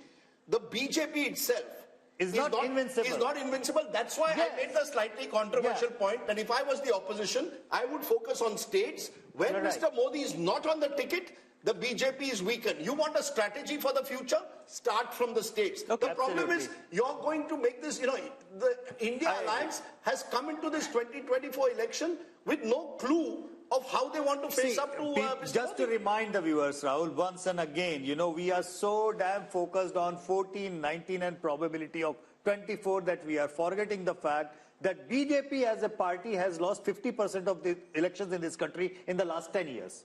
50%. Yeah. So invincibility of Mr. Modi as an individual, which the BJP is benefiting from, is not exactly the invincibility of the BJP. Number one. Number two, yes, I concede and I understand, being a conservative pollster, this is probably the starting block of BJP and the NDA. And majority of our polling was happened before the Ayodhya Pran Pratishtha. That impact has to come in, and with the way they are looking out for alliance partners and the way they are going about it, this can only go up. Having said that, if you will ask me if there is any, I don't see a black swan because nobody can predict a black swan, but one red flag, that is the complacency factor. Complacency factor was the factor which caused them. Are they looking complacent to you? No, they are not. But 2004, urban areas, the turnout dropped by 18%, and that caused the BJP. Modi is no Vajpayee. That's precisely what I was trying to say. They have learned their lessons pretty hard, And neither Also, Modi there is is a very- Can I give you a very nor interesting Mr. anecdote now? Bhagwat is Yeah. Mr. Sudarshan. Sure. Both the factors are remaining. Can I give you a very interesting anecdote? This morning, I was told by an MP, you know, Parliament has been extended by a day. The BJP is going to put out a white paper on what the Congress did over 10 years. क्या जरूरत है अगर 300 seat मिल रहे हैं? What to put white paper? लगता है desperate है. मैंने कहा desperate नहीं है. They want to take that 320, 330 that the mood of the nation is good because he wanted to know the numbers. 320, 330 to 370, 375. एक दिन भी नहीं छोड़ना है Parliament का. If we can get an extra Saturday in, where all the TV channels for 7-8 hours will talk about this white paper, keep the mahal going. So there is no complacency. On the other hand, it's like a team which has scored 350 runs is sure to win. But things, yeah, last 10 overs, में और 100 run करके 450 जाते हैं. Amitabh Tiwari, look at how this 400 par is seeping into the psyche of the opposition. The Congress guests we had today, even Kharge ji in Parliament, they are referring to 400 par. They should be dissing the idea of It's like you have the most, forget ideology for a moment, you have the most competent practitioner of the political craft up against the most inept practitioners of politics in the Congress. You are right. That is why when you have them go head to head. What Mr. Modi did, what Modi did, sorry, Raj, just a quick point. I think one, when you look at what he's done in terms of 370 and 400 for the NDA, he's addressing what the concerns Yashwant was talking about. He has pushed the bar even further, higher and better. So, and today you feel he's getting 303 and we, you know, he shouldn't be getting 400. No, but you heard what Rashid said. The second point. Congress will be happy with this. The second point I would like to make. Ek chota sa point. Yes. You see, the Congress thinks that if India Today and Yashwant Deshmukh are saying 71, it means Congress is well past 100 seats. That's how they're thinking. Yeah. No, I just have a quick addition to this one. You were asking about who else would you go. I think Mr. Modi is in a league of his own. And internationally. Internationally, yes. And see, we are the world's largest democracy. I think we have produced great leaders. Precisely. You may not agree with Nehru or what he did. Come at the hour, it was Nehru. Come at the hour, this time, it was Modi. And I think we must, in many sense, commend that rather than bring comparisons Indira Gandhi. No, okay, so Nehru is one comparison. I'm saying go internationally, Raj, with all the expertise and experience. You see, there, you could get other kinds of leaders who had just held on to power. In the recent power, you can't have any comparison with American presidents because they have to give up their terms in two terms. You might end up with a Putin, Erdogan, and all those. These are not the kind of leaders you'd like to match this. Or even Xi Jinping, the other side, right? He's also there, but of course a completely different system. So if you really look in terms of democratic nations, as I said, he's in a league of his own. I don't think we need to bring comparisons. Here's a person, as Rajdeep had described, we'd have talked of leadership. We have to appreciate that. May like him, may not like him. There is something about him that is, you know, converted a nation of 1.6. I think, again, I completely agree with Raj, and just to add to him, see, what sets Modi apart from everyone, that, see, Nehru inherited a party and an organization. Modi also inherited. But BJP was not present in many parts of India as a strong force. What Modi has done in these 10 years has put the party on map in eastern India. In many states where they were in single digit are now running governments, right? So what he has done electorally has basically created that machine which was there, maybe using all kinds of things. But now BJP is a very, very formidable and unparalleled election machine in contemporary politics across the globe. I think that is one of his biggest across the globe. Yeah, you know, can I add two more M's? Interesting. One is middle class. I remember Arun Jaitley telling me this 10 years. He says, as India becomes more and more middle-class country, he believed that the BJP was there at the right place, right tap, to capture on the energies of this middle class. I believe post-1991, ironically, the Congress party didn't capitalize on the zeitgeist of this new India. They went in the other direction when they should have actually taken credit for Manmohanomics, built this middle-class constituency. Look at across urban India, and as India gets more and more urbanized, look at BJP's performance across urban areas. Mr. Modi is popular in both rural and urban. We forget the Labharti scheme and the impact that has had, direct benefit transfer, using it to put money in people's hands. But I think middle class has become a core constituency of the BJP, and they've built around that. And whether we like it or not, it may be the elephant in the room to some majoritarianism. Particularly in North India, there is a sense of a Hindu majority. The point you made, a new republic, somewhere it's the Hindu assertion. That also is a major factor. When I add Labharti and Hindu assertion, I don't think you can win an election. But which government in the past, Rajdeep, has spoken of making India a developed country and set a timeline for it? Sure. And actually then mobilize the will and try to build the circumstances which allow us to move in that direction. This is the only other government that I know. Rahul, I want to only put one small caveat, which is there are areas of darkness in this country. Let's be honest. Whether it's the ethnic but there are areas of darkness in the United States. There are areas of darkness in Europe. Rahul, just as I believe the middle class has arrived, unemployment is a serious crisis. It's going to get worse in the era of automation. In education systems will not be able to match what the new market needs. I just think let's not say that we've reached there. No, Mr. Modi is offering a dream. Mr. Modi is offering a dream and making the effort to achieve that dream. He's offering a dream. He's offering a vision, and he's making the effort to take us in that direction. So it's not as if he's sitting on his laurels. But then tell me why. Aspiration is not just middle class, Rajdeep. Middle class is like 50 shades of grey. Anybody who is not in BPL family is a middle class. Okay. So from lower middle class to middle class to the higher middle class, it's an aspirational class. And he is a person who is showing a vision and a dream that, okay, you are maybe suffering, but what the India which I'm trying to make will be a great India for your kids, your grandchildren. And he's working towards that. But then tell me, if this was also perfect, the double engine, as we saw in certain states, doesn't work. I think India is too complicated to reduce it to, Modi's captured the attention of all of India in every election. That's why he's captured it in a presidential style. In elections, increasingly are presidential at the national level. Mera leader kaun hoga? Mera prime minister kaun hoga? Mr. Modi, with his consummate abilities as a communicator, and the point I keep making, Rahul, which Prashant Kishore also now makes, Mr. Modi's been around 50 years in politics. He's seen various, these black swan events, you're able to conquer sometimes through your past experience. It's like a journalist. If you've been 40 years, we can do live program. Pehle saal, it was a struggle. Mr. Modi's been there. He's done the hard yards. Let's give him credit. He's been in power since 2002. He's been in power for 22 years, and that gives him experience of hand. On the other side, he's become elite. You've got regional leaders who've been stuck in their states. I think one of Mr. Modi's major achievements is from Gujarat Chief Minister. When he became Gujarat Chief Minister, we thought, ye kaise banega, RSS ka aadmi hai, has no experience in governance. When he becomes Prime Minister, we said, yeah, Prime Minister kaise banega? You said.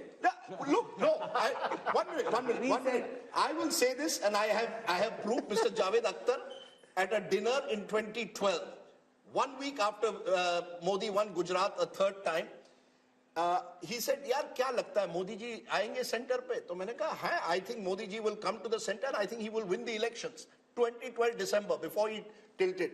He said, nahi, he is haunted by 2002, nahi ho sakta hai. I said, sir, there comes a time when a person can sort of go beyond his sort of past to the future. So I will not take that, but I will say this, that he surprised people. I would certainly. And he continues to surprise people. He continues to surprise. And he continues to surprise the same people who never cease to be surprised. But that's a different matter. That's a good line. That's a good line. No, but it's true. It's true. That's true. The thing is that, see, the matter of fact is that he works hard. And I think pretty much, and I've said this to Raj, that, as one of my physics professors, he never used to give us marks on the final answer of the numericals. He used to give us the marks on what did we attempt. Dimag lagaya ki nahi lagaya, koshish ki nahi ki. I think Indian voters are coming to an age where they want to see the leaders make an effort. If you make an effort, they are even willing to own up your failures.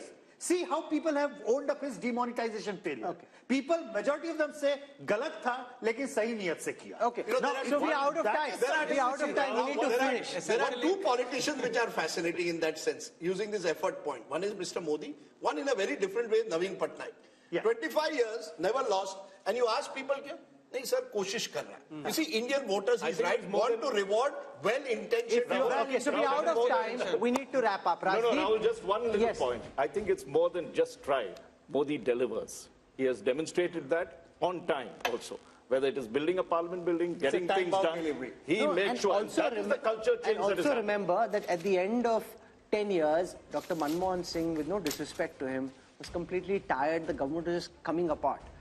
Even Vajpayee ji, at the end of his 6 years, was very tired. He had to say, "Na tired, na retired." But the government wasn't energetic. Prime Minister Modi continues to stay as energetic, as pumped up. Where people around, and I've seen younger officers, much younger than him, and at New York, at the yoga day, I asked one young officer in his team, "Are tum kyun nahi kar rahe?" "Are nahi, unme zyada energy, hum mein kam." So that's like people half his age. Okay, so Rajdeep, before we wrap up, if you were Modi, what song would you be singing tonight?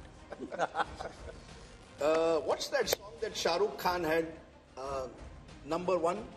I don't expect me to know. What Does anybody else know? I'm the best. I'm the best. I'm the best. I'm the best.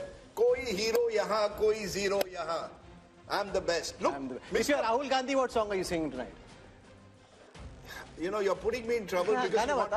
Ye kya hua, kab hua, kaise hua. Look, there are lots of songs. But look, seriously, I hope for the Rashid has another song. Can I though say something? For the sake of Indian... Okay, Amitabh Tiwari, 1 second. अपना time आएगा अरे भाई advisers बता रहे हैं उसको यही अपना टाइम आएगा Rahul, he sounded like Yogendra Yadav. Look, let's not rule out anything. Like Yogendra Yadav. Who?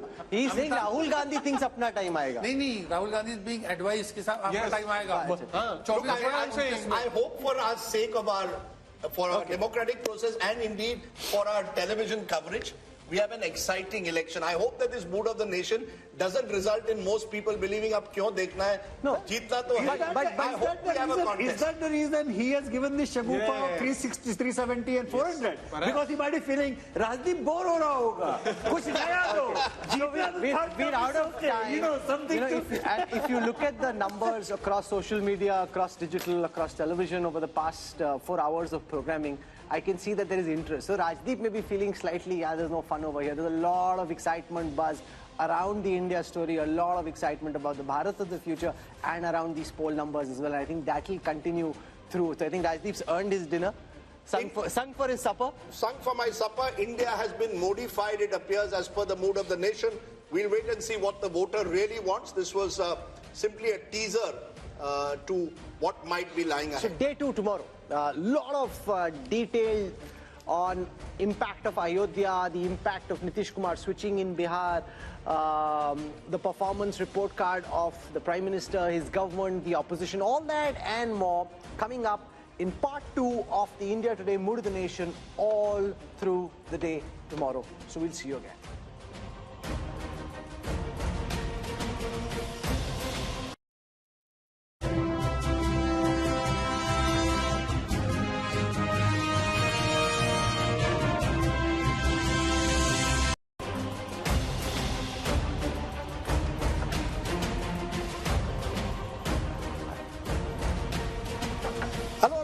You're with the India Today Mood of the Nation biannual survey brought to you in partnership with C Voter, which has done this comprehensive nationwide survey at a time when all eyes are on the big question: who will win the general elections of 2024? That's the question that we're going to answer in a detailed manner this time, but not just the big picture. We'll be going state by state to bring you all the results you've been waiting for. This is the last Mood of the Nation opinion poll before the general elections of 2024, which is what makes this that much more important, and so much rides on the results of this Mood of the Nation opinion poll. Let's introduce you to our guests who are going to join us over the next several hours as we bring you the results of the Mood of the Nation poll. I want to start by introducing Yashwant Deshmukh, lead cephalogist at C Voter. He's got this fancy Himachali cap on and has been working very hard over the last several weeks, and lots of changes, Rajdeep, in the chess drawing board, forcing revisions in the MOTN sample. So he's really been working doubly hard, not just because of us, but also because of all the changes that and there could be more changes within the next month. Change is the only constant. Next month or tonight, tomorrow, there could be changes galore, and therefore we'll have to keep looking at these numbers very carefully. Flanking him is Raj Chingappa, editorial director at India Today magazine. He and his team have worked on compiling and dissecting the results of this poll, and you can read the analysis in the new issue of the magazine, which is out in stands now. We've got Amitabh Tiwari, who's joining us, political analyst, and to our left we've got Rahul Verma, Rashid Kidwai joins us, and we got Sanjay Kumar from CSDS. So this is really as sharp a political panel as can be, and I'm discounting myself. And no, I'm keeping Rajdeep there, discounting myself, but a very sharp panel on this. So what we'll do for a moment is take you through the methodology adopted by Sea Voter for this poll, and then we'll go state by state in getting you the results of this poll. So this Mood of the Nation opinion poll was done between the 15th of December and the 28th of January. Largely, some polling happened later when there were specific changes like there were in Bihar, but largely between the 15th of December and the 28th of January. For this poll, the sample size was 35,801. But Sea Voter, as our viewers know by now, has a continuing tracker sample.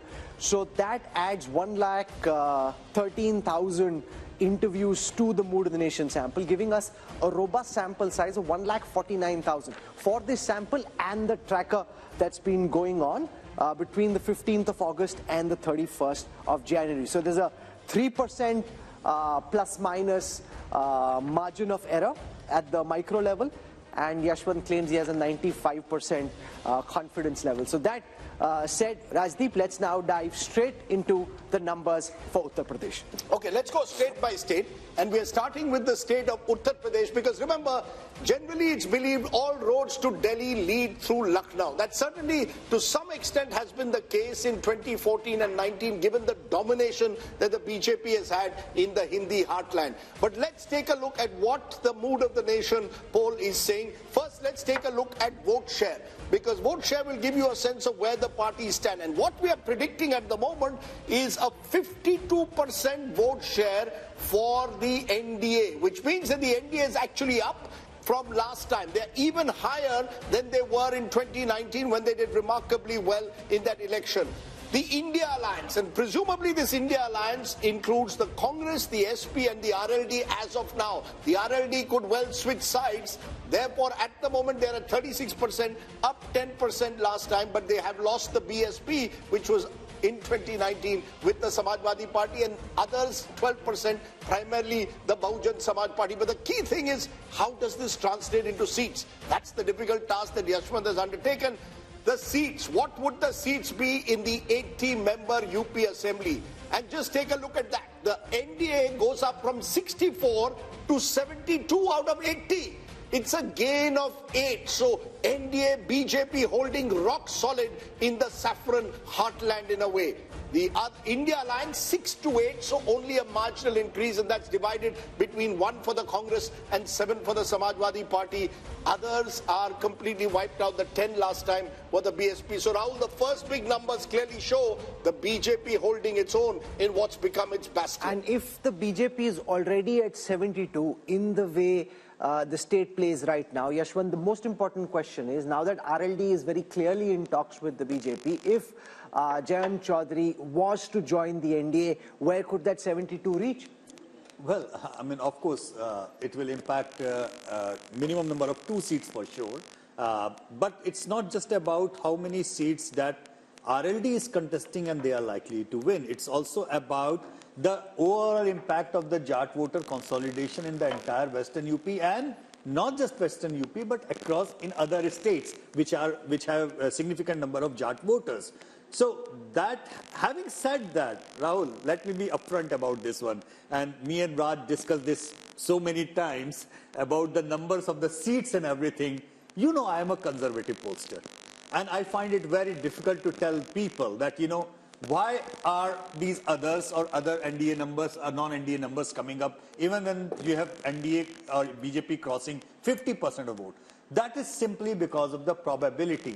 When you say any party is there in that particular region, even if you cross 0 to 1, in UP with 6 regions, you end up with 0 to 6 kind of range. So it's also a question of probability. Otherwise, this number with this kind of a vote share could end up anywhere. So you're saying it could be 80 also? I will not say it cannot happen. No, because he's sitting on 72 and he says, I'm conservative. No, it is a possibility. You know, it can't be ruled out. But let's, you know, we are T20 style today. So I'm going to ask all our panelists quick responses, because we are going through the entire country. Raj and Gappa, Uttar Pradesh, as I said, the road to Delhi leads to Lucknow. If this is the result of Lucknow, clearly the keys to Delhi are in the hands of Prime Minister Modi.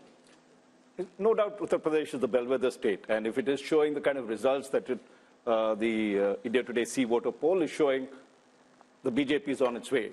I would only like to point out a little bit of history because Prime Minister Modi had said he'd want to win 405 seats and for the BJP 370 seats. So if you look back, the only person who did that was Rajiv Gandhi, who won 405, and of course subsequently it became 414 when Assam and Punjab were added on. And at that time in UP, that was the undivided UP, I think the Congress won 82 out of 85 seats. It was a sweep. Now, if we are going by these figures, and as they've touched 50%, I'm sure the other pollsters would say that the BJP would require to max in Uttar Pradesh if it has to get its target of 370 that it wants. Remember, those two elections are very different, Amitabh Tiwari, because the 84 election was held in the aftermath of the assassination of then Prime Minister Indira Gandhi. It was an election won largely on the back of sympathy. Here is Prime Minister Modi, who's been in power for 10 times. This is not a empathy, sympathy vote. This is a performance vote. If you end up 72, or if Yashwant says could be even higher, that would be the most incredible performance imaginable. Yeah, so if these numbers hold true, if you see whatever is BSP's loss of 10 seats is largely accruing into the tally of the BJP. BJP is gaining 10 seats at the expense of BSP. So if these numbers hold true, then what is clearly being shown is that it is largely a pro-incumbency vote. It is a pro-Modi vote, it's a pro-development vote, it's a pro-vote for his policies and the way he has handled the economy. But are you surprised because Rahul Verma, Uttar Pradesh was for a long time, for about 30 years, completely fragmented. Now suddenly, since 2014, the BJP has come to dominate the state, 2 general elections, 2 assembly elections, and now you could have a 3rd general election. Is the BJP therefore entering into UP, much like it was in Gujarat, a completely dominant party, 50% more, 50% vote and more, suggests a dominant state? Absolutely, Rajdeep. One reason for fragmentation in the 90s and early 2000s was that there were at least 4 credible players that were present. BJP, Congress, SP and BSP, the regional parties were very, very strong. Over a period of time, Congress declined and also BSP declined. So why Yashwant is saying that the numbers are conservative? Because this time BSP is moving out and they are still holding on to 10% or some vote share there, which means that actually the numbers could be much more than 75, even touching 70. No, but here's the thing. It reflects the continuing trend of elections becoming bipolar. Remember, the BSP, according to Yashwant's analysis, is projected to come down from 19% vote share last time to 8% this time. That's 11% down. And this is a party which in 2007 had won 200 plus seats. So that just shows how the BSP has ceded ground to now become a rump. 8% Sanjay Kumar for the once mighty BSP just shows that for time to come, elections in UP will be BJP on the one side and Samajwadi Party on the other, with a much weaker Samajwadi Party against a much stronger BJP. Rahul, we need to understand why elections are becoming bipolar not only in UP but in Bihar and many other states. Because I get a sense that the entire election now is being contested in the name of Prime Minister Narendra Modi. I don't see this election as a contest between Rahul Gandhi and Narendra Modi or Narendra Modi versus any other leader. It is a referendum on how do you rate the performance of Prime Minister Narendra Modi. So people are divided on 2 axes, pro-Modi, anti-Modi.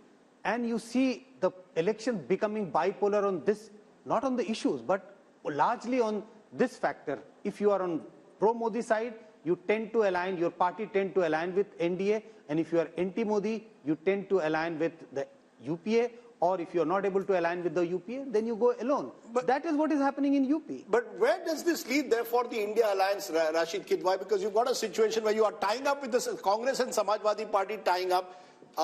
We still don't know how the seat distribution will take place. But when they look at these numbers, there'll be a sense of hopelessness almost, particularly if Jayant Chaudhary also leaves the alliance. Even if Mayawati, was to come on their side, which seems unlikely in a few weeks' time, either way, India Alliance is starting this race with one hand tied behind its back. Yes, Rajdeep, there is a total sense of despondency, but I still think Mayawati is the biggest insurance policy that BJP has in Uttar Pradesh. Imagine this 8-10% vote going to, India Alliance would have made material difference. And second thing is how many, Gandhis, 3 Gandhis, Rahul, Sonia and Priyanka, how many of them are going to be in fray? Because unless they contest, and same applies to Samajwadi Party, Akhilesh Yadav and Dimple Yadav and all those people, credible people. Now, what's your sense? Will any of the Gandhis contest now? I think they are looking for Rajya Sabha route. At least one of them will get into No, but Rajya I don't Sabha. agree with Rashid Kidwai. He says BSP joining the India Alliance makes a difference. Even if I add 36 and 8, that's 44. Up against 51 for 52 for the NDA, it still leaves them 6 short. No, but So even if there is perfect transfer of votes, even if there is perfect transfer of votes, which we saw in the last elections when they were both stronger in the BJP, not as strong, it still didn't make a difference. Look, Rahul, BJP is the dominant party of UP. There's no doubt about that. And all the other parties are basically trying to compete for that same anti-BJP vote that exists. So even if they come together, they're actually only consolidating the anti-BJP vote. The BJP vote itself, once it's crossing 50%, even if it was 48% tomorrow, they would still be well over 60 as they were in 2019. So I think... And Rahul, we are not factoring in the Ram Lahar, which is there. There is a lot of... Why people are shifting? Because they think that there is going to be a huge, consolidation in favor of BJP in Uttar Pradesh. And now, that explains why this was a cricket match and the BJP ends up 72 out of 80 in the first state. And the projection across our table of really sharp political minds is that it could actually even be more. Then, the Congress and the India Alliance are out of the race even before the race has begun. Shehzad can say, okay, thank you very much. I don't need to do the talking. Modi is doing the talking for me.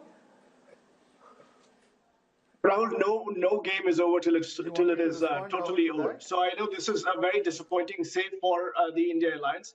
But I must say that despite all the advantages that the Prime Minister and Amit Shah and BJP have built up over these 10 years or so, they're still pretty much at 50%. The opposition has not been able to come together as we need to defeat this power so far. But the election is not over. The election is going to be contested in UP and all over the place. And by the way, I know you people said something about the performance. This is a performance election. If this is a performance election, I want to ask you. I want to ask the people of UP, for example, that until 2014, UP's economy was larger than Tamil Nadu's economy. Now, 10 years later, and most of that is under, all of it is under Prime Minister Modi, and most of it is under Chief Minister Yogi Adityanath. Why is the UP economy now smaller than the Tamil Nadu economy? What has changed? Now, at the national level,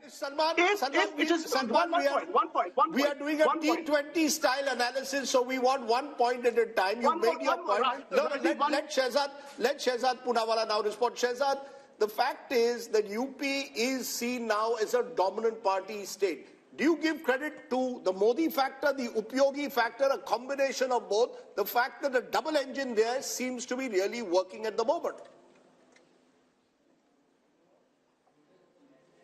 Rajdeep, I give credit to 3 factors and let me complete my answer. 1 is Ram Lala, 2 is Geeta and 3 is PD, and let me complete.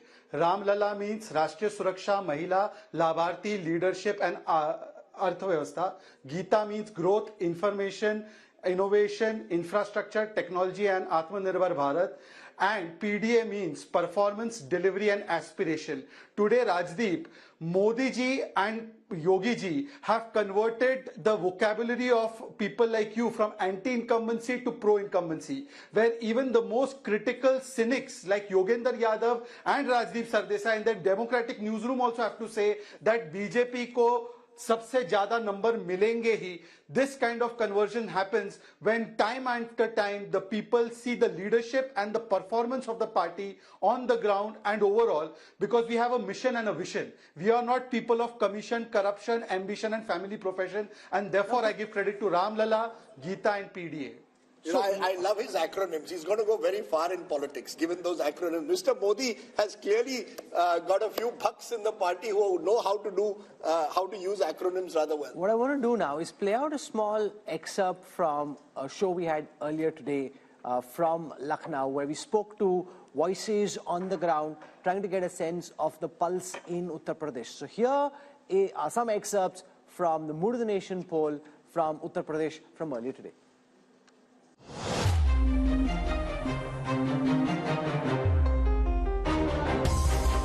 Joining you from the city of Lucknow, and once again, if political cliches could hold true, nothing. विपक्ष की जल गई है एकता की रस्सी, इसलिए Bhajpa UP में जीतेगी 80 में 80। मुझे लगता है यहाँ पर बैठ के लच्छेदार बातें करना और थोड़ी बहुत शेरो शायरी कर लेना एक चीज है। आप धरातल पर आके असलियत देख लीजिए। हम पूरे विश्वास के साथ कह रहे हैं कि कांग्रेस पार्टी का उत्तर प्रदेश में खाता नहीं खुलने देंगे। युवा चाहता है रोजगार, और रोजगार के नाम पर आप कहते हैं पकौड़े तल लो।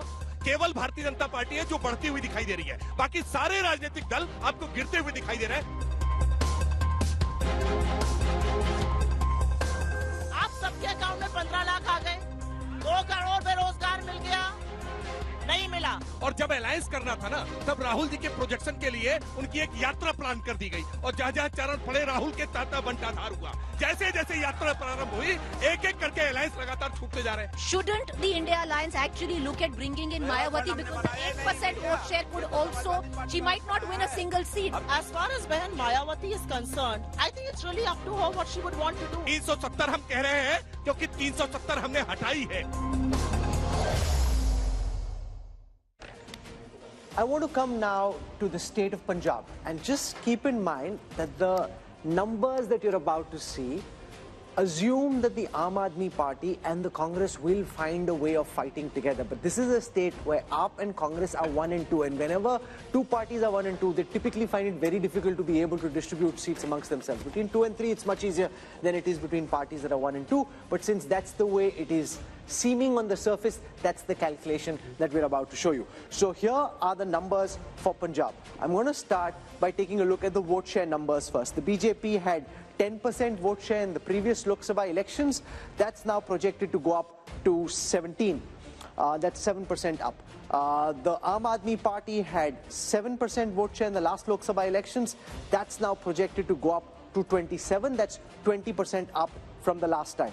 The Congress had 40% vote share in the last elections. That's now projected to come down to 38. That's 2% down from the last time. The Akalis had 28% vote share.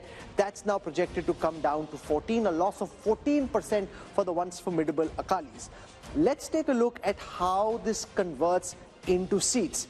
So on your screen right now, for the 13 seats of Punjab, here are the C-Voter India Today Mood of the Nation projections. C-Voter is projecting that the BJP is likely to stay at 2 seats. They're likely to stay at 2. What's gone out from the NDA kitty there are the Akali seats. The AAP is expected to be at 5 seats. That's up 4 from the last time if we see the party-wise breakup of these seats.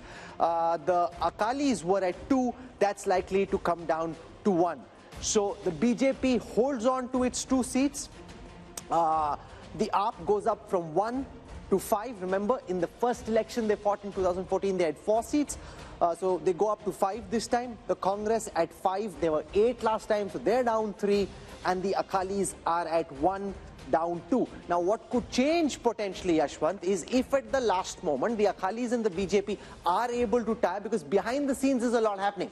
It's not firm, finalized, both sides haven't decided. The Akalis we know are keen, the BJP is 50-50, wishy-washy, but that can change anytime. And if that changes, how does that potentially change these numbers? Of course, I mean that would be having some impact for sure, because I guess that between the Akalis and the BJP, even though there has been quite a lot of bad blood in the recent years, as far as the core voting is concerned, they are pretty much supplementary in nature.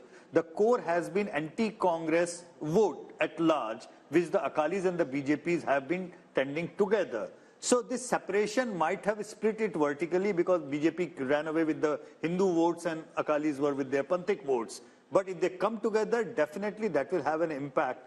But it will not be the same kind of seat sharing, Rajdeep, that is for sure, because wherever BJP is going back with their old allies, the seat sharing equation is no more the same, which was defined by Vajpayee and Advani. But you know, this is a fascinating state, Raj Chengappa, because the alliances have changed dramatically in the last few years. The BJP and the Akalis were together. AAP versus Congress was the battle of Punjab. They've now come together.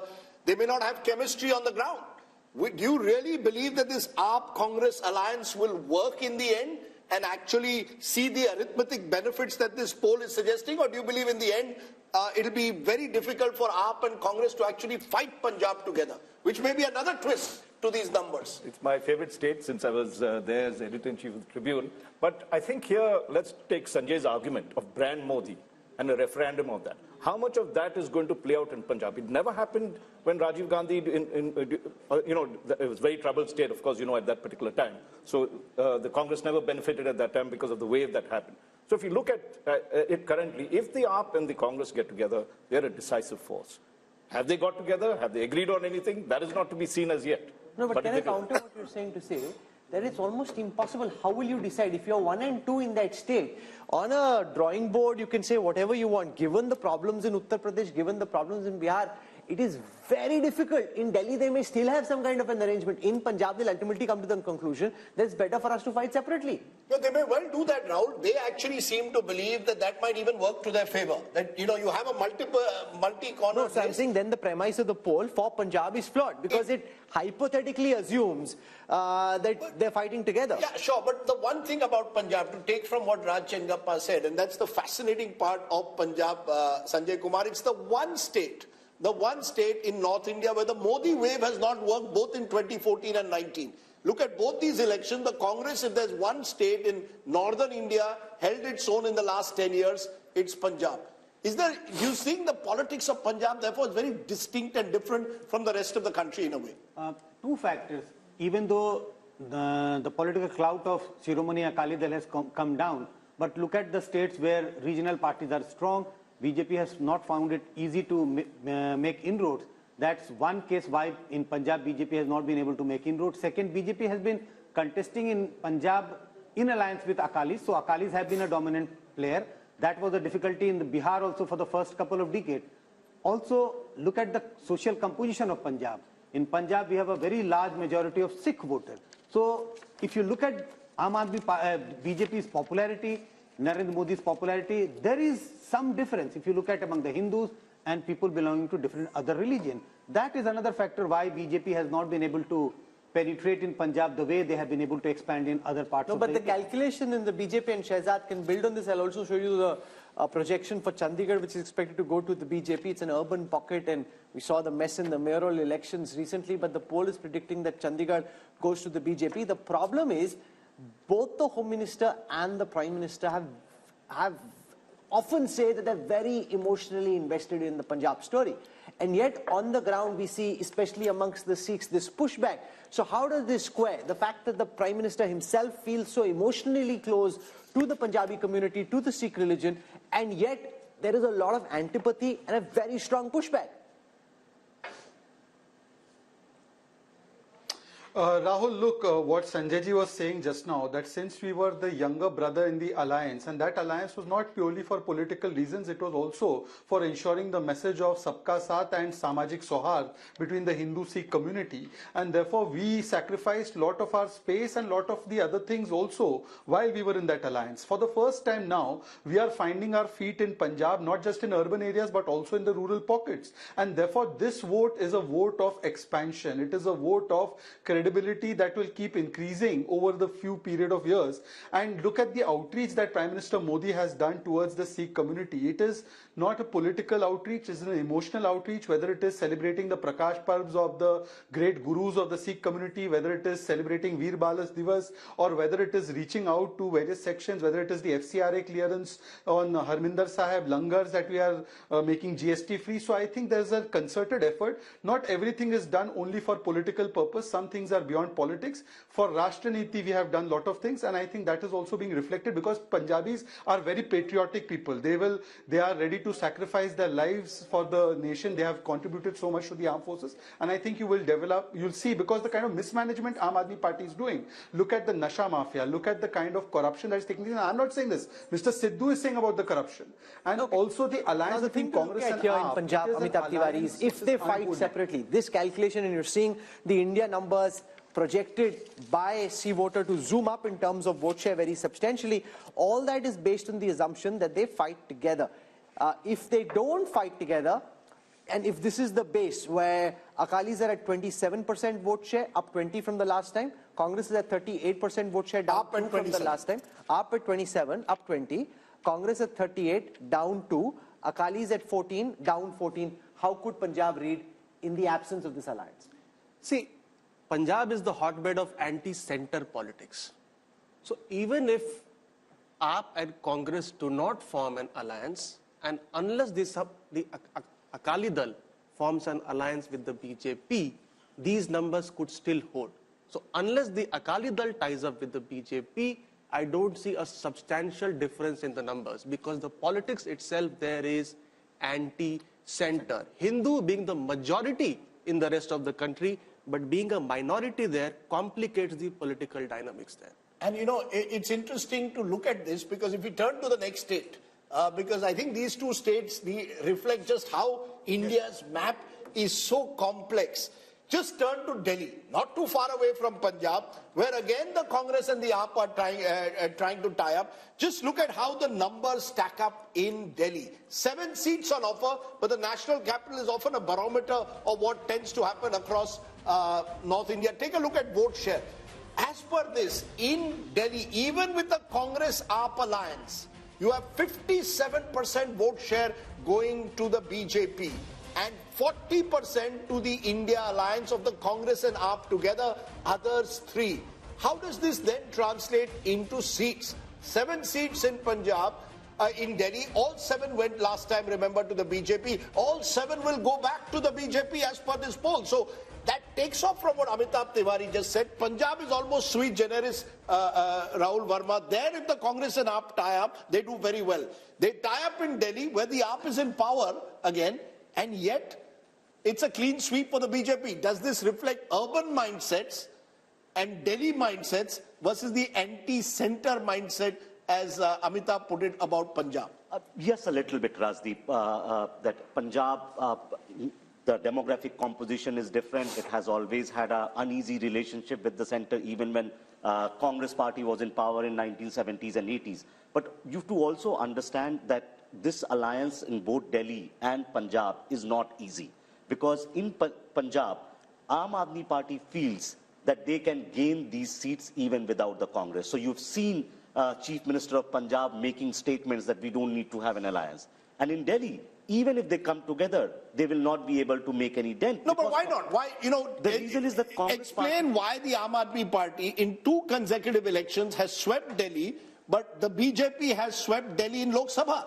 So BJP continues to hold 40% vote share in Delhi, no matter which election is happening.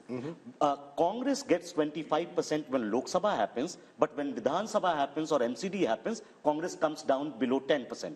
So that entire Congress vote, which is in Lok Sabha with them, actually shifts with the BJP. So AAP continues to be around 45 to 50% in assembly elections. But in Vidhan Sabha, BJP gains. No, but my view is it's the Modi factor. You know, what seems to be is that the Lok Sabha elections, you look at Narendra Modi. When you're fighting a state election, you look at Arvind Kejriwal. That's happened 2 elections in a row. And it seems, as per your numbers, it's going to happen again. It's a split vote, Rajdeep, and it's happening across India, across all the states, honestly speaking. Each and every state, if you look into the vote share of the last assembly and the last Lok Sabha in together, you will see somewhere between 10 to 25% of jump in favor of the BJP whenever the Lok Sabha elections are there. However, in case of Punjab, I must mention this because it's an important and critical point to add. In the last 10 years, in our daily tracker, there are only 3 states where Rahul Gandhi as an individual leader has scored over in popularity over Narendra Modi. 3 states all across India. One is Punjab, one is Tamil Nadu, and one is Kerala. And they have been like that. But one critical thing is, 10 years back, the gap between Rahul Gandhi and Narendra Modi was so huge in all these 3 states that it was a one-way traffic of sort. But over the 10 years, this gap is reducing and reducing and reducing, and it used to be in double digits. Right now, it is in single digits. But you know, the split vote, I think, Rahul, is going to become more and more important. Voters seeing Lok Sabha very different to Vidhan Sabha. And Salman shows that's your big problem in a way. In Delhi itself, in the heart of the national capital, even if you tie up with AAP, it's the BJP that sweeps the election. That suggests to me that that voter is giving a huge bump to the BJP the moment it's a Lok Sabha election and Mr. Modi is on the ticket. No, I look at it a little differently. What I'm seeing is, if this data is correct, and I have no way of knowing whether this is or this is not, we'll find out during the elections. But the Congress vote share is coming up in Delhi because people see, many people remember the governance that Congress has delivered to this country. And that is why I think you see the vote share coming up at when it comes to national level politics. Why that doesn't happen at when state level elections? I don't know what you're saying, Salman Bhai. From 23, it's gone up to 25. That's up 2 up. From 18 is down to 15. That's down 3. BJP was at 57. It's at 57. So you're clutching at straws, really. Rahul, I was talking about the comparison with assembly elections. Somebody said that, during assembly elections, the vote share goes down, and during parliamentary elections, it has come up. So clearly, people do remember that the UP at times are very good, and why should they not? I mean, the per capita income of this country... No, 1 minute, sir. You're still 32% behind the BJP. Rashid Kidwai, this is the problem the Congress is facing. When it comes to a Lok Sabha election, Mr. Modi is on the ticket. It appears that the Congress is not preferred to the BJP. We've seen that. Direct BJP-Congress fights, the Congress loses out. Now, even in an alliance with AAP, they may lose out in Delhi. Yeah, but Rajdeep, Delhi's story is very simple. It is due to Muslim vote that swings. In assembly election, Muslim vote tends to favor Arvind Kejriwal's party, and in Lok Sabha election, it favors the Congress. So that is why there is a kind of mismatch. And when we talk about vote share, we must look at the each and every constituency profile, and that's where it matters. So even if some parties maybe 40% plus, another party is 57%, in 7 Lok Sabha seats, the results may be slightly different. So vote share. So you make an important point. In a seat like, say, Chandni Chowk or in East Delhi, where the minorities are in big numbers, Rashid Kidwai's argument is, and that's where we can go across Sanjay Kumar, that as far as the state is concerned, it may still be 57 versus 25 and 13, but in that concentrated pocket, it may help this alliance, if it comes together, put a tighter fight in 2 seats, at least East Delhi and Chandni Chowk. This is a possibility, Rahul. I don't rule out this possibility.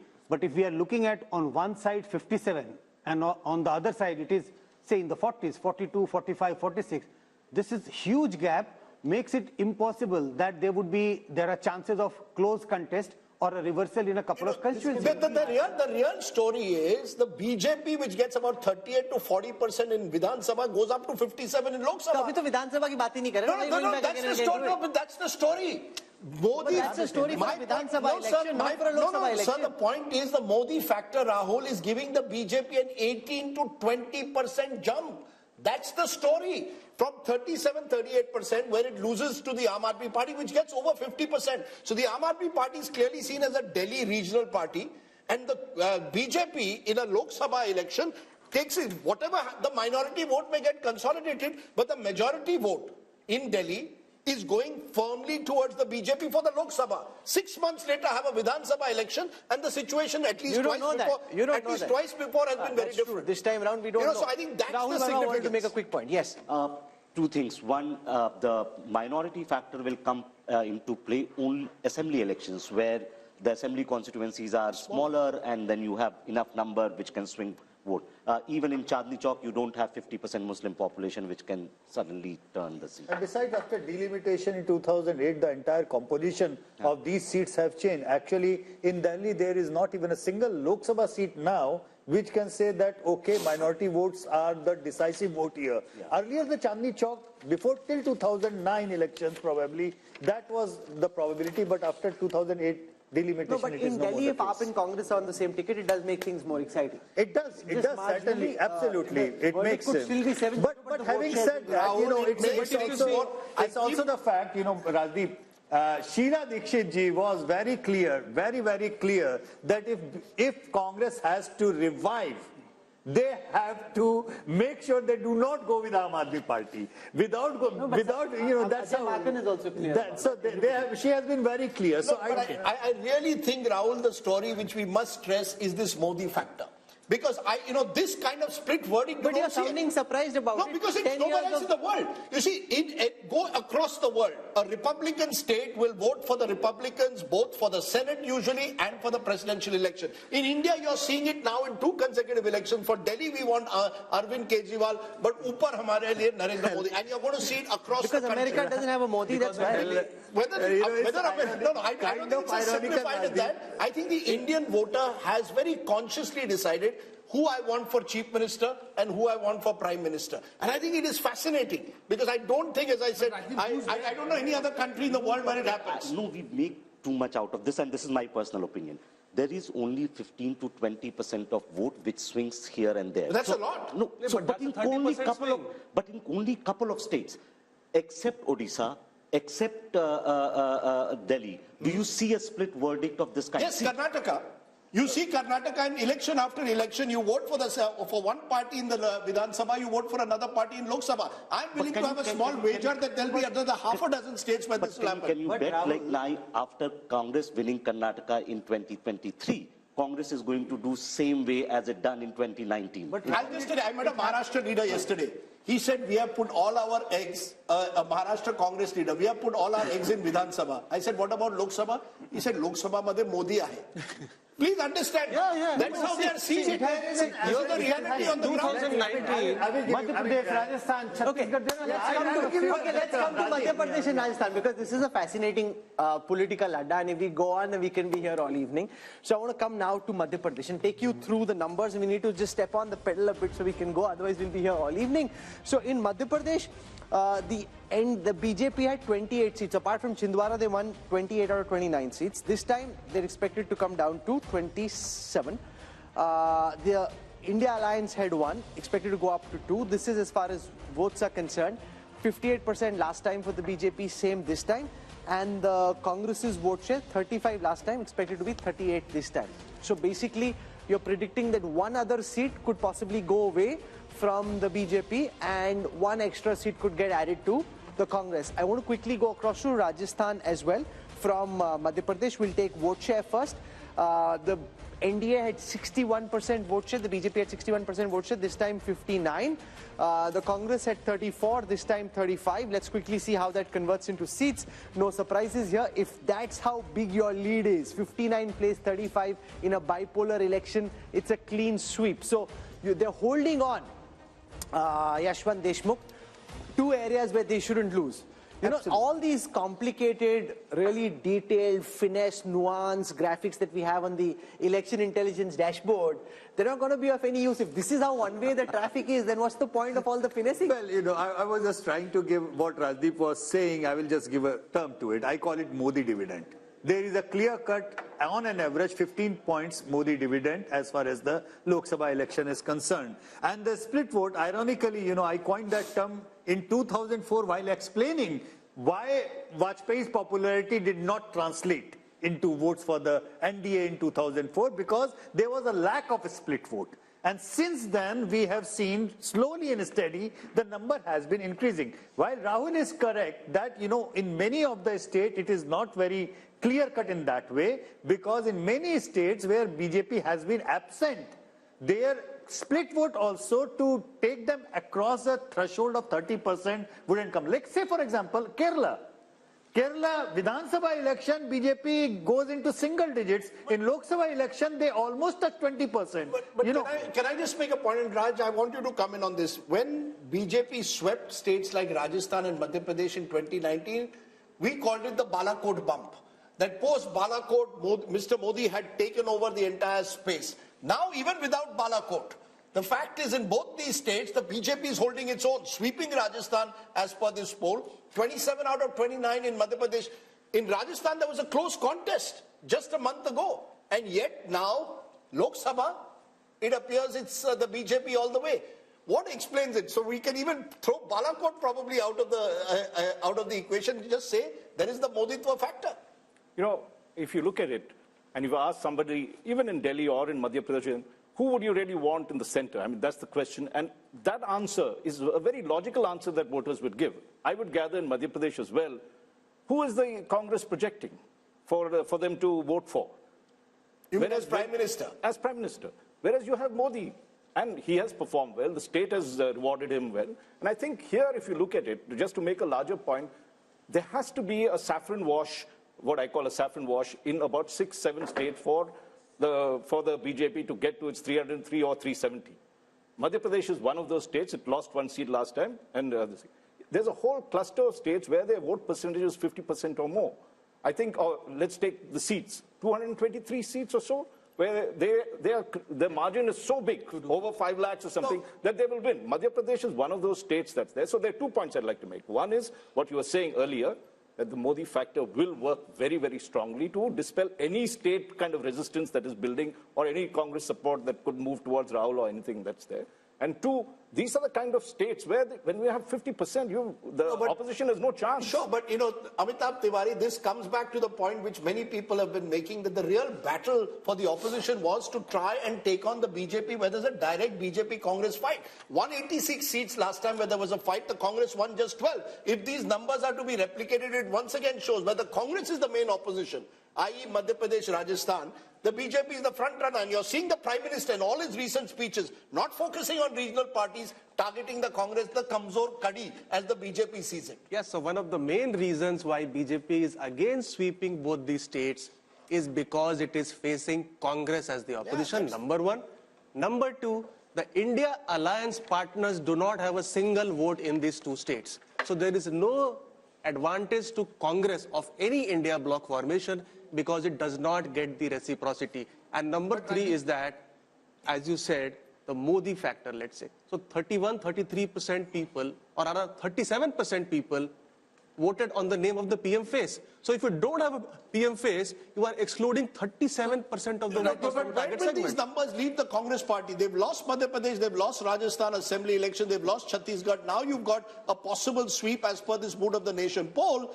Will it only further demoralize the Congress in the heartland? Rajdeep, actually that's the real trouble with the Congress party, because Congress is strategist, and that includes Mr. Yogendra Yadav, a new addition in team Rahul Gandhi. And I heard, once he told you also in an interview, he seems to think that the, Congress will get 7, 8, 9 seats in Rajasthan, 5, 6 seats in Madhya Pradesh and in Chhattisgarh. So there is, he's converting that vote percentage, that 40% plus vote percentage of the Vidhan Sabha into Lok Sabha. And that is where I think there is a tactical error, but Rahul Gandhi is buying that. And India Alliance is buying that. Salman shows this is the real problem in a way for the Congress party to revive itself. These are the states where you needed to focus upon in the last 6 months. You've lost assembly, and now you could be wiped out in Lok Sabha. Rajdeep, you are thinking that the only people who are fighting this election are basically Khargeji and Rahul Gandhi. We have people, we have leaders in our states. They're fighting elections. They're getting ready. So what will become evident later on is, in your own poll, we're seeing, say, for example, a bump of 3 percentage points for India Alliance, which is Congress in Madhya Pradesh, for example. What that tells me is that there is a solid base for the Congress party to build on. And from now until the elections, anything is possible. So, yes, the perception that is being built is that the Modi ji has won, everything is done. And by the way, yes, exactly, the PDA. Let me get to the PDA that my friend Shahzad talked about. The PDA is, what is it? It is propaganda. There is nobody who does propaganda more than Narendra Modi and the BJP. What does D stand for? D is destruction of relationships between brothers, Hindus, Muslims in this country. And what is A? A stands for arrogance of party, of money, of control of media. By the way, in the Hindi belt that we are talking about, how many newspapers carry any news from the Congress party? You know it, and I know it. Hindi newspapers do not carry news of the Congress party. Meanwhile, not just regular news of the Prime Minister. Anytime the Prime Minister says something, he's plastered on television all the time. No wonder people think there is nobody but Narendra Modi, because that is what the media has been projecting. And by the way, I will slightly beg to differ. I read the Dainik Bhaskar every morning, and the Dainik Bhaskar is one of the fine papers of the country that does give a lot of news, including news critical of the state governments in those states. So I don't think that's the reason. So I have a few minutes left. Okay, it's the biggest newspaper across these states, but go ahead. We have a few minutes left, and I want to finish with the other states in North India. So I want to come to Jammu and Kashmir. In Jammu and Kashmir, the NDA is projected to have about 49% of the vote share. That's up 3 from the last time. Remember that a lot of this vote share for the BJP actually comes from the Jammu region, right? The India Alliance, which is Congress plus NC plus potentially PDP as well, at 36. That's down 3 from the last time. Others at 15. Converted into seats, Yashwant and his team are projecting that the NDA will be at 2, which is where they were last time. The India Alliance, which is all these 3 parties together, will be at 3. So basically the Valley seats going to the India Alliance, the Jammu seats, regardless of what happens in the Jammu region, going to the BJP.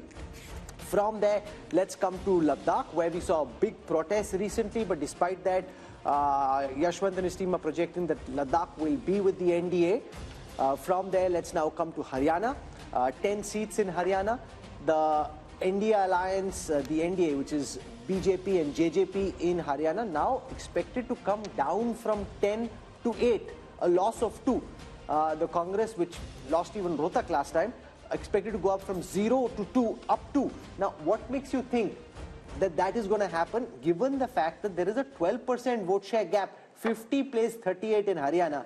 Haryana, don't count the vote share gaps as such, because you remember that Haryana Assembly election, out of the fact that BJP was having a almost 10% gap lead over the BJP, I kind of predicted that BJP will sweep, but it became a hung.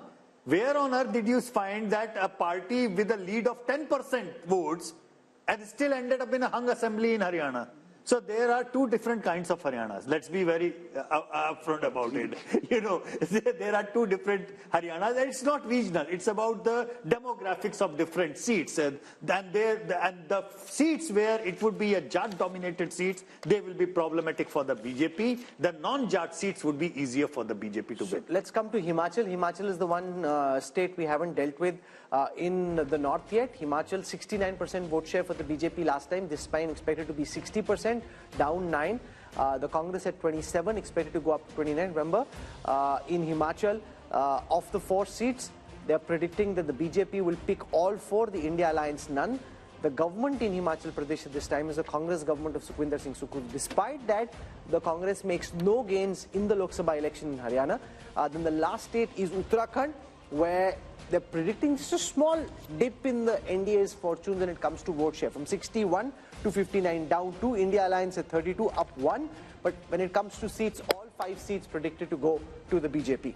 Therefore, when you look at the big picture, from the first region that we've looked at, and this is, if you're a T20 match and it's power play and you've just finished 6 overs of the 20, think of North India like this. The projected seat share across North India. First, the vote share across North India. NDA 52%, India Alliance 38%, others 10. That's a 14% double-digit gap, and that includes, remember, Punjab, where the BJP is relatively smaller in terms of its vote share. How does this translate into seats, Rahul? And I think this is the story, and this has been the story not just now, but also 2014 and 2019. 154 of the 180 seats, as per the mood of the nation, done by C voter, go to the NDA, 25 to India Alliance. And remember, of these 25, majority again coming in from Punjab. Effectively, Rahul, that means it's almost game, set, if not match, just when you look at the North Indian numbers. I mean, it is almost impossible then for any side to match up when you lose so big in such a large part of the country. And it's been the northwest monsoon that has really won the BJP 2014 and 19. We haven't come to the west yet. So since the northern torrential downpour in favor of the BJP, we'll show you what's happening in the east and what's cooking around the Bay of Bengal in the east, and what's happening in the west along the Arabian Sea. So all that coming up in the second hour of programming. We've dealt with the north, where if this was, Rajdeep said, a T20 match, this is just one-way traffic in this T20 match. You got one team which is blazing away. 6 overs, 100 runs. 6 overs, 100 runs. 14 runs and over, or 15 runs and over. Which, really makes it almost impossible to come back. And the thought that's coming to my mind, there you see my election intelligence dashboard working. So many great ideas, so many different data sets which we are cutting and dissecting and diving. I'm wondering what's the point? If it's all pointing in the same direction, then there's going to be a lot of effort which won't really yield too much results. But anyway, unlike the opposition, we need to fight on. We need to bring all those data sets together for you.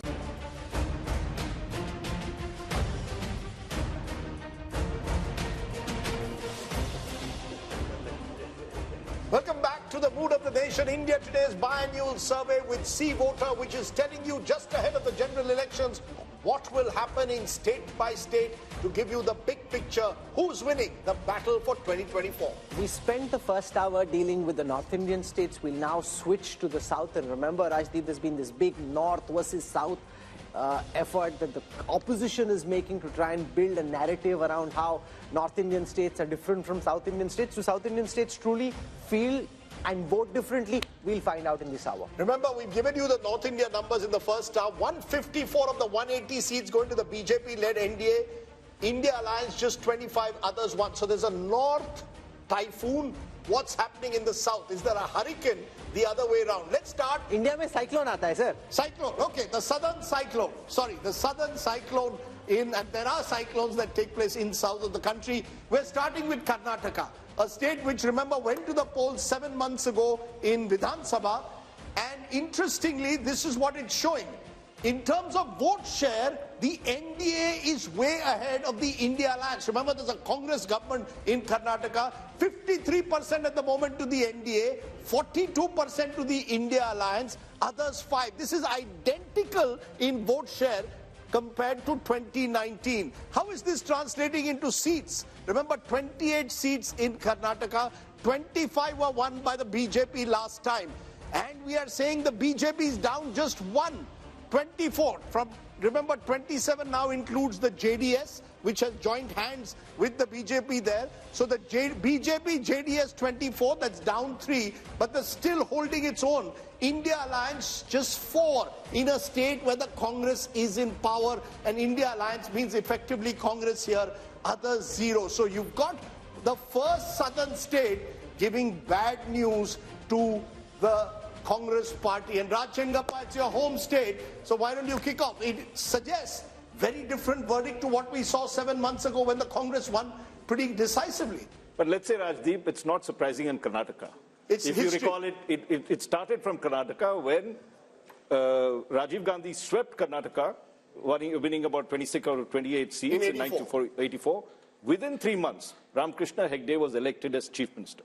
We're going to see the reverse polarization happening in this case, where for Karnataka they felt that the Congress was good, it was needed because the BJP government was not effective, and therefore the voters likely to tilt towards giving Modi the mandate, because he did campaign extensively there. He did push, if you remember the final phase, a certain percentage up over there. So Karnataka, and the other thing BJP has smartly done is tied up with the JDS. So the Vokliga vote, which would have made a decisive difference in Old Mysore and others, is getting split across these two. And secondly, if you look the way they have mended fences with the Lingayats, bringing Vijayendra, who's the son of Yadurappa, into the picture, the BJP has tried to cover its flanks. But let us see. I mean, Shiv Kumar is a wily contender. And you might see a little more seats going this way towards the Congress, So, Yashwant, given the fact that Siddaramaiah and Shiv Kumar were in Delhi, and now you've got DMK ministers, you've got Pinari Vijayan trying to hit out at the center for not giving enough finances to the South, could that potentially become an issue? Because I was seeing in the South, there was a lot of traction, at least on social media, around this issue. As of now, it's just in its infancy. Could it build into a bigger headache for the BJP in the weeks to come? Possible, because you see, without the JDS, BJP was in deep trouble. And they were pragmatic enough to take that much of arithmetic along. 6 months back, our same MOTM was showing BJP was in disarray because 10% approximately JDS votes of Vokaligas going along that. Now, that's the thing largely is, in Old Mysore. Largely in Old Mysore. But the thing is that it's not just like, it might be decisive in Old Mysore, but there are pockets in across Karnataka, particularly in North Karnataka, where even 5 to 6% of Vokaliga votes shifting the BJP way will do the magic. However, the point which you are making is a North versus South divide, and the campaign that we are now watching in social media, that is an uncharted territory. Because I don't think any election whatsoever in the last 75 years, that play has been there. Barring the Tamil Nadu politics, outside that, the North-South divide was never played like that. So that's important. It's very important. And this to issue is understand. still just about it's germinating. Just germinating. Amitabh And we need Tiwari, to look is there into that. seamless transfer of votes from the Janata Dal secular to the BJP, or do you think it might seem like that, but on the ground it's not so easy to transfer? See, JDS vote is largely anti-Congress vote. See, the regional parties have been born out of anti-Congressism. And if you see the gap between India bloc and the NDA bloc, it's 11%, and out of which 9% is largely JDS. So JDS has pockets of influence in not only the old Mysuru, but even the Bangalore region. There, the implementation of schemes has been very good. And Congress is trying to project the Karnataka model as their model. But historically, BJP has been strong in Karnataka. From 1919 to 2019, they have won all the elections barring 1999. And surprisingly, BJP today, even in 2019, is the single largest party in South of India. Because South of India, there are regional parties who dominate and not the Congress party. Sure, and that's also primarily because they won 25 seats in Karnataka last time. So Rahul Verma, let's come back to our debate that we had when we discussed Delhi. That the same voter who 7 months ago voted for Congress, possibly Siddaramaiah as CM, apparently 7 months later wants Modi as PM. As Raj Chengappa said, it's not unusual, but it seems to me the one state where it's pronounced in the south is in Karnataka. See, Modi is one of the biggest vote aggregator of our time. There's no doubt about it. And he pulls BJP's vote. He's more popular than the party itself. If BJP gets around 37% vote, Modi's popularity rating would be around 45-50%. So that means PM pulls the party. What I was trying to differ with, that the segment which changes vote into election is smaller than the claim that we try to make. Right. And think of it, like Yashwant pointed this out. 6 months back, after the, so Karnataka elections happened in March and the last MOTN had happened around August. BJP was not doing that well. See, what BJP is doing in every state where they were having trouble is making efforts, right? In Karnataka, they tried to get JDS. They made a pact with Lingayat. On the other hand, and again, in Karnataka, what Amitabh had said in the beginning, the challenger is Congress. Congress seems not to be doing enough efforts in places where it's strong and credible. No, but also imagine Sanjay Kumar, despite being the mighty force that they are at the moment, the BJP is willing to tactically cede ground everywhere. Yeah. Even in Western Uttar Pradesh, to a party like the RLD, to the JDS, where they think that they can make inroads in old Mysore. And also, Rahul, they called the JDS, they called Kumaraswamy corrupt and a dynast. I mean, it was very clear, we will never touch the JDS. You'll recall no, they called Mukul Sangma all kinds of things. Till the day the numbers came out, then they changed their mind. So the level of flexibility is very great. You know, Sanjay Kumar, because this was one of the states where there was a potential double-digit loss for the BJP. So also look at the irony. The party that is supposed to have the ideology shows political dexterity. The party with no ideology, so to speak, in terms of certain core philosophical issues, is very rigid when